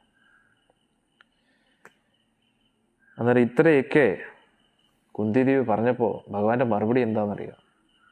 നല്ല സ്റ്റൈലും മറുപടിയാണ്. എന്തെങ്കിലും ഗസ് ഉണ്ടോ എന്തായിരിക്കും മറുപടി എന്ന്? മെസ്സേജിൽ ടൈപ്പ് ചെയ്യാൻ പറ്റുമോ എന്തായിരിക്കും ഭഗവാന്റെ മറുപടി എന്ന്? ആ മറുപടി പറഞ്ഞ ഉടനെ കുന്തിദേവിക്കും തൃപ്തിയായി. എന്തായിരിക്കും ഭഗവാൻ പറഞ്ഞത്? അന്നേരം കുന്തിദേവി പല രീതിയിൽ ഇങ്ങനെ സ്തുതിക്കുവാണ്. അപകടങ്ങളെക്കുറിച്ചൊക്കെ പറഞ്ഞ് അങ്ങേക്ക് പ്രത്യേകിച്ച് ഡ്യൂട്ടീസ് ഒന്നും ഇല്ല, ഇതില്ല, അതില്ല, ഇങ്ങനെ പറയുവാണ്. പക്ഷെ എന്നാലും അങ്ങ് നമ്മളെല്ലാം സംരക്ഷിച്ചു. അങ്ങയുടെ ഡ്യൂട്ടി കറക്റ്റായിട്ട് ചെയ്തു. ഇനി ഡ്യൂട്ടിയൊക്കെ വിട്ടിട്ട് പോവുകയാണല്ലേ. നമ്മൾ അങ്ങേ ആശ്രയിച്ചിരിക്കുന്ന ആൾക്കാരല്ലേ, ആശ്രിത വത്സരനല്ലേ അങ്ങ്. അന്നേരം ആശ്രയിച്ചവരെ രക്ഷിക്കേണ്ട കടമ അങ്ങേക്കുണ്ട്. ഇപ്പം എല്ലാം ഉപേക്ഷിച്ചിട്ട് അങ്ങ് പോവുകയാണല്ലേ, നമ്മളെ ഒറ്റയ്ക്കാക്കി എന്നൊക്കെ വളരെ ഇമോഷണലി കുന്തിദേവി പറയുകയാണ്. ഇങ്ങനെയൊക്കെ പറഞ്ഞപ്പോൾ കുന്തിദേവിക്ക് മനസ്സിലായി ഭഗവാൻ നിൽക്കത്തില്ല. കാരണം ആ നോട്ടത്തിൽ തന്നെ മനസ്സിലായി. കാരണം കുന്തിദേവി എന്ന് പറഞ്ഞാൽ എന്തുവാണ്? സാധാരണ ഭക്തയാണോ? ഭക്തരല്ലാത്തവർക്ക് ഭഗവാനെ കാണുമ്പോൾ മനസ്സിലാവത്തില്ല അദ്ദേഹം ഉദ്ദേശിക്കുന്നത് എന്താണ്. പക്ഷേ ഭക്തർക്ക് പെട്ടെന്ന് മനസ്സിലാവും ഭഗവാൻ എന്താ ഉദ്ദേശിക്കുന്നത്. ഇതെല്ലാം കേട്ടപ്പോൾ മറുപടിയായിട്ട് നമുക്ക് നോക്കാം ഭഗവാൻ എന്താ പറഞ്ഞതെന്ന്. ഒരു ഭക്ത കറക്റ്റായിട്ട് മെസ്സേജ് ചെയ്തു. സൂത ഉവാച പൃഥയാ, പൃഥ എന്നാണ് കുന്തിദേവിയുടെ വേറൊരു പേര്. പൃഥയാ ഇത്തം കലപഥൈ, ഇങ്ങനെ വാക്കുകളൊക്കെ ഉപയോഗിച്ചപ്പോൾ പരിനൂത, ഇങ്ങനെ സ്തുതികൾ കൊണ്ട് ആരാധിച്ചപ്പോൾ അഖില ഉദയ മന്ദം ജഹാസ വൈകുണ്ഠമോഹയൻ ഇവ മായയ, എല്ലാരെയും മോഹിപ്പിക്കുന്ന ആ ഒരു പുഞ്ചിരി, ആ മന്ദഹാസം ഭഗവാന്റെ ആ ഒരു അധരപത്മങ്ങളിൽ നിന്നും, അത് മാത്രം, അത്രയേ ഉള്ളൂ. ആ ഒരു പുഞ്ചിരിയിൽ ഒരുപാട് അർത്ഥമുണ്ട്. അത് കുന്തിദേവിക്ക് മനസ്സിലായി അല്ലേ? നമുക്ക് എന്ത് മനസ്സിലാവാനാണ്? പക്ഷെ എന്നാലും ആ പുഞ്ചിരി കാണാൻ എല്ലാവർക്കും ഇഷ്ടമാണ്. മദൻ ഗോപാലിൻ്റെ ആ ഒരു പുഞ്ചിരി അല്ലേ, ഗുരുവായൂരപ്പൻ്റെ ആ ഒരു മന്ദഹാസം, അതാണ്. അന്നേരം അതേപോലെ സൂതഗോസ്വാമി പറയുവാണ്, എല്ലാവിധ സ്തുതികളും കേട്ടു. എല്ലാം കേട്ടതിന് ശേഷം അതും വളരെ ശ്രദ്ധയോടുകൂടി കുന്തിദേവി രചിച്ച സ്തുതികളാണ് അതൊക്കെ. അദ്ദേഹത്തിൻ്റെ ആ ഒരു കീർത്തിക്കായിട്ട്, അദ്ദേഹത്തെ പ്രകീർത്തിക്കാനായിട്ട്. പക്ഷെ ഇതിനൊക്കെ മറുപടിയായിട്ട് ഭഗവാൻ ഒരു ചെറുതായിട്ടൊന്ന് മന്ദഹസിച്ചു. ആ ഒരു പുഞ്ചിരി എങ്ങനെയാണ്? അദ്ദേഹത്തിൻ്റെ മായാശക്തിയെ പോലെ അതിശക്തമായിരുന്നു എന്നാണ് പറയുന്നത്. ഈ ലോകത്തിൽ എന്തൊക്കെയാണോ വളരെ ശ്രേഷ്ഠമായിട്ട് തോന്നുന്നത് അതെല്ലാം ഭഗവാന്റെ ഒരു സാന്നിധ്യം കൊണ്ട് മാത്രമാണ്. ബദ്ധാത്മാക്കളെല്ലാം പല രീതിയിലും ഈ ഒരു ശ്രീല പ്രഭുപാദി ഭാവാർത്ഥത്തിൽ പറയുന്ന കാര്യങ്ങളാണ് ഇതൊക്കെ. പല രീതിയിലും ഈ ലോകത്തെയൊക്കെ കീഴ്പ്പെടുത്താൻ നോക്കുന്നു. പക്ഷേ ഭഗവാന്റെ ആ ഒരു പുഞ്ചിരിക്ക് തുല്യം വേറൊന്നുമില്ല അല്ലേ? ദേവന്മാർ മുഴുവൻ കൊതിക്കുന്നത് ആ ഒരു പുഞ്ചിരിക്ക് വേണ്ടിയാണ്. ഇനി താംബാധം ഇതി ഉപമന്ത്രിയ പ്രവിശ്യ ഗജസാവ്യയം സ്ത്രീയ ച സ്വപുരം യാസ്യൻ പ്രേംന രാജ്ഞ നിവാരിത. ഇങ്ങനെ കുന്തിദേവിയുടെ സ്തുതികളൊക്കെ സ്വീകരിച്ചിട്ട് ഭഗവാൻ ഹസ്തിനപുരിയിലോട്ട് പ്രവേശിക്കുകയാണ് അല്ലേ? എല്ലാവരോടും പറഞ്ഞതിന് ശേഷം മുന്നോട്ട് പോവുകയാണ്. അവിടുന്നെങ്കിലും ഒരുവിധം രക്ഷപ്പെട്ടു എന്ന് പറഞ്ഞിട്ട് ഭഗവാൻ അങ്ങോട്ട് പോകുമ്പോഴാണ് ഉടനെ യുധിഷ്ഠിരൻ വന്നിട്ട് വിഷമിക്കാൻ തുടങ്ങി. നമ്മളെ വിട്ടിട്ട് പോവുകയാണല്ലേ, അങ്ങനെ ഒന്നും വിടത്തില്ല നമ്മൾ. ഭഗവാൻ എല്ലാരെയും നമ്മൾ വിചാരിക്കും ഉടനെ ദ്വാരകയിൽ പോയില്ല, വീണ്ടും തടഞ്ഞു നിർത്തി. ആര്? യുധിഷ്ഠിരൻ. ഒരുവിധം ഭഗവാൻ കുന്തിദേവി സ്തുതി പാടി ഭഗവാനെ പിടിച്ചു നിർത്താൻ നോക്കി. ഭഗവാൻ ചിരിപ്പിച്ച് സന്തോഷിപ്പിച്ച് രക്ഷപ്പെടാന്ന് വിചാരിച്ചു. പക്ഷെ യുധിഷ്ഠിരന്റെ മുമ്പിൽ അത് നടക്കത്തില്ല. ധർമ്മപുത്രൻ അല്ലേ? എന്നാൽ ഇങ്ങനെ എല്ലാരെയും സന്തോഷിപ്പിച്ചിട്ട് ഭഗവാൻ അങ്ങോട്ട് രക്ഷപ്പെടാന്ന് വിചാരിച്ചപ്പോഴത്തേക്കാണ്, കാരണം ദ്വാരകയിൽ നിന്ന് ഇറങ്ങി വന്നിട്ട് കുറെ നാളായി, മനസ്സിലാക്കിയിരിക്കണം. അവിടെ നാരദ മഹർഷി ചെന്ന് ചോദിച്ചു, എന്തിയെ രുക്മിണി ദേവിയോട് ചോദിച്ചു, എന്തിയെ ഭഗവാൻ? അന്നേരം രുക്മിണി ദേവി പറയുന്നത് എന്താണ്? നാരദ മഹർഷി, ഇവിടെ എന്തെങ്കിലും കുറവുണ്ടോ? ഒരു കുറവുമില്ല. ഇത്രയും പേരും കാത്തിരിക്കുന്നത് അദ്ദേഹത്തിന് വേണ്ടിയാണ്, അദ്ദേഹത്തിന്റെ ഒരു പുഞ്ചിരിക്ക് വേണ്ടിയാണ്.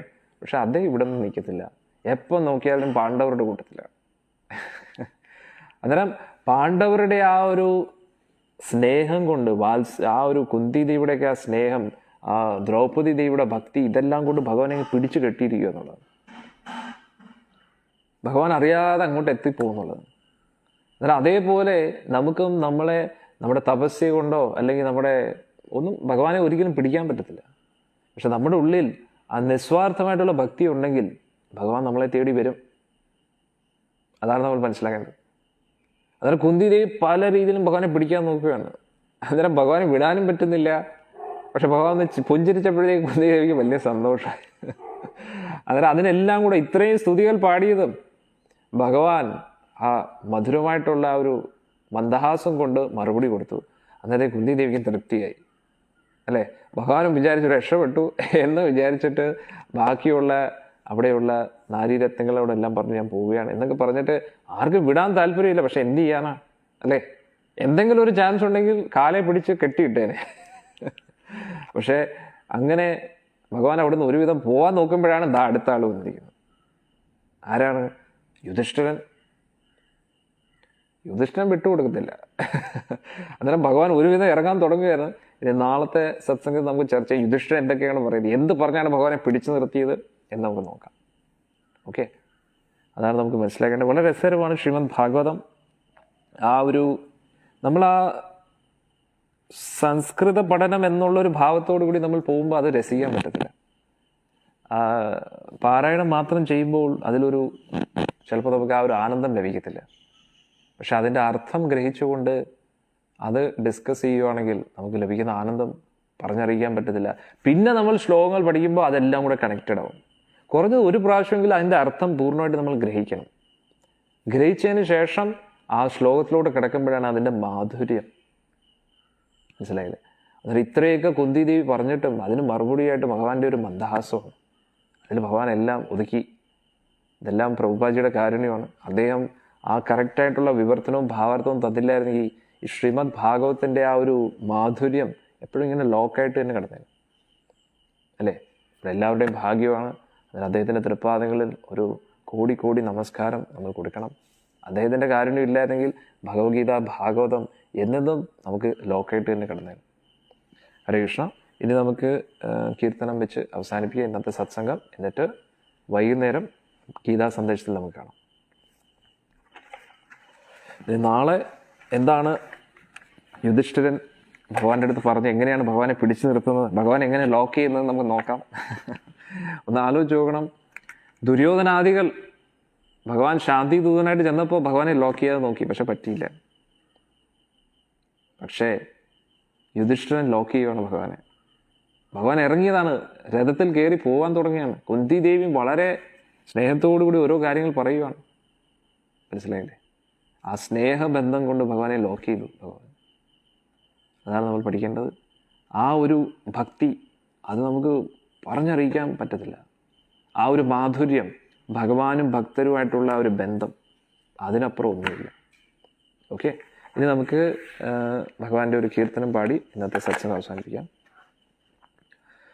छोटी छोटी गैया छोटे छोटे ग्वाल, छोटा सा मेरो मदन गोपाल। छोटी छोटी गैया छोटे छोटे ग्वाल, छोटा सा मेरो मदन गोपाल। छोटी छोटी गैया छोटे छोटे ग्वाल, छोटा सा मेरो मदन गोपाल। छोटी छोटी गैया छोटे छोटे ग्वाल, छोटा सा मेरो मदन गोपाल। आगे आगे गैया पीछे पीछे ग्वाल, बीच में मेरो मदन गोपाल। आगे गैया पीछे पीछे ग्वाल, बीच में मेरो मदन गोपाल। छोटी छोटी लखोटी छोटे छोटे हाथ, बंसी बजाए मेरो मदन गोपाल। छोटी छोटी लखोटी छोटे छोटे हाथ, बंसी बजाए मेरो मदन गोपाल। छोटी छोटी गैया छोटे छोटे ग्वाल, छोटा सा मेरो मदन गोपाल। छोटी छोटी गैया छोटे छोटे ग्वाल, छोटा सा मेरो मदन गोपाल।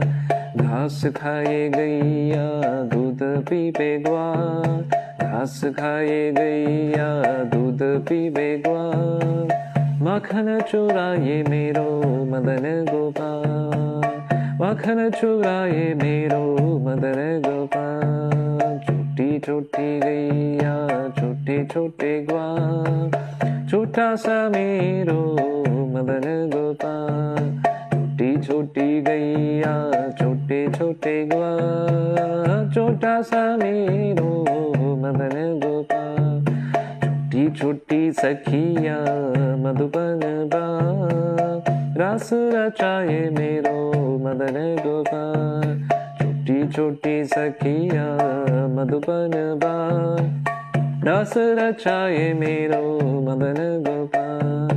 छोटी छोटी गैया छोटे छोटे ग्वाल, छोटा सा मेरो मदन गोपाल। छोटी छोटी गैया छोटे छोटे ग्वाल, छोटा सा मेरो मदन गोपाल। मदन गोपाल मदन गोपाल, राधे गोपाल राधे गोपाल। मदन गोपाल मदन गोपाल, राधे गोपाल राधे गोपाल। छोटी छोटी गैया छोटे छोटे ग्वाल, छोटा सा मेरो मदन गोपाल। छोटी छोटी गैया छोटे छोटे ग्वाल, छोटा सा मेरो मदन गोपाल।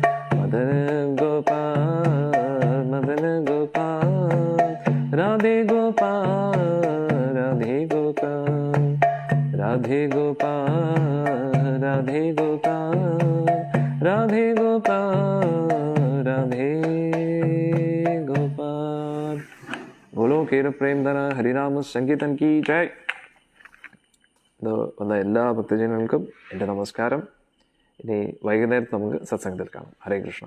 ഗ്രന്ഥരാജ് ശ്രീമദ് ഭാഗവതം की जय, प्रभुपाद की जय, निताय गौर प्रेमानंदे. हरि हरि बोल.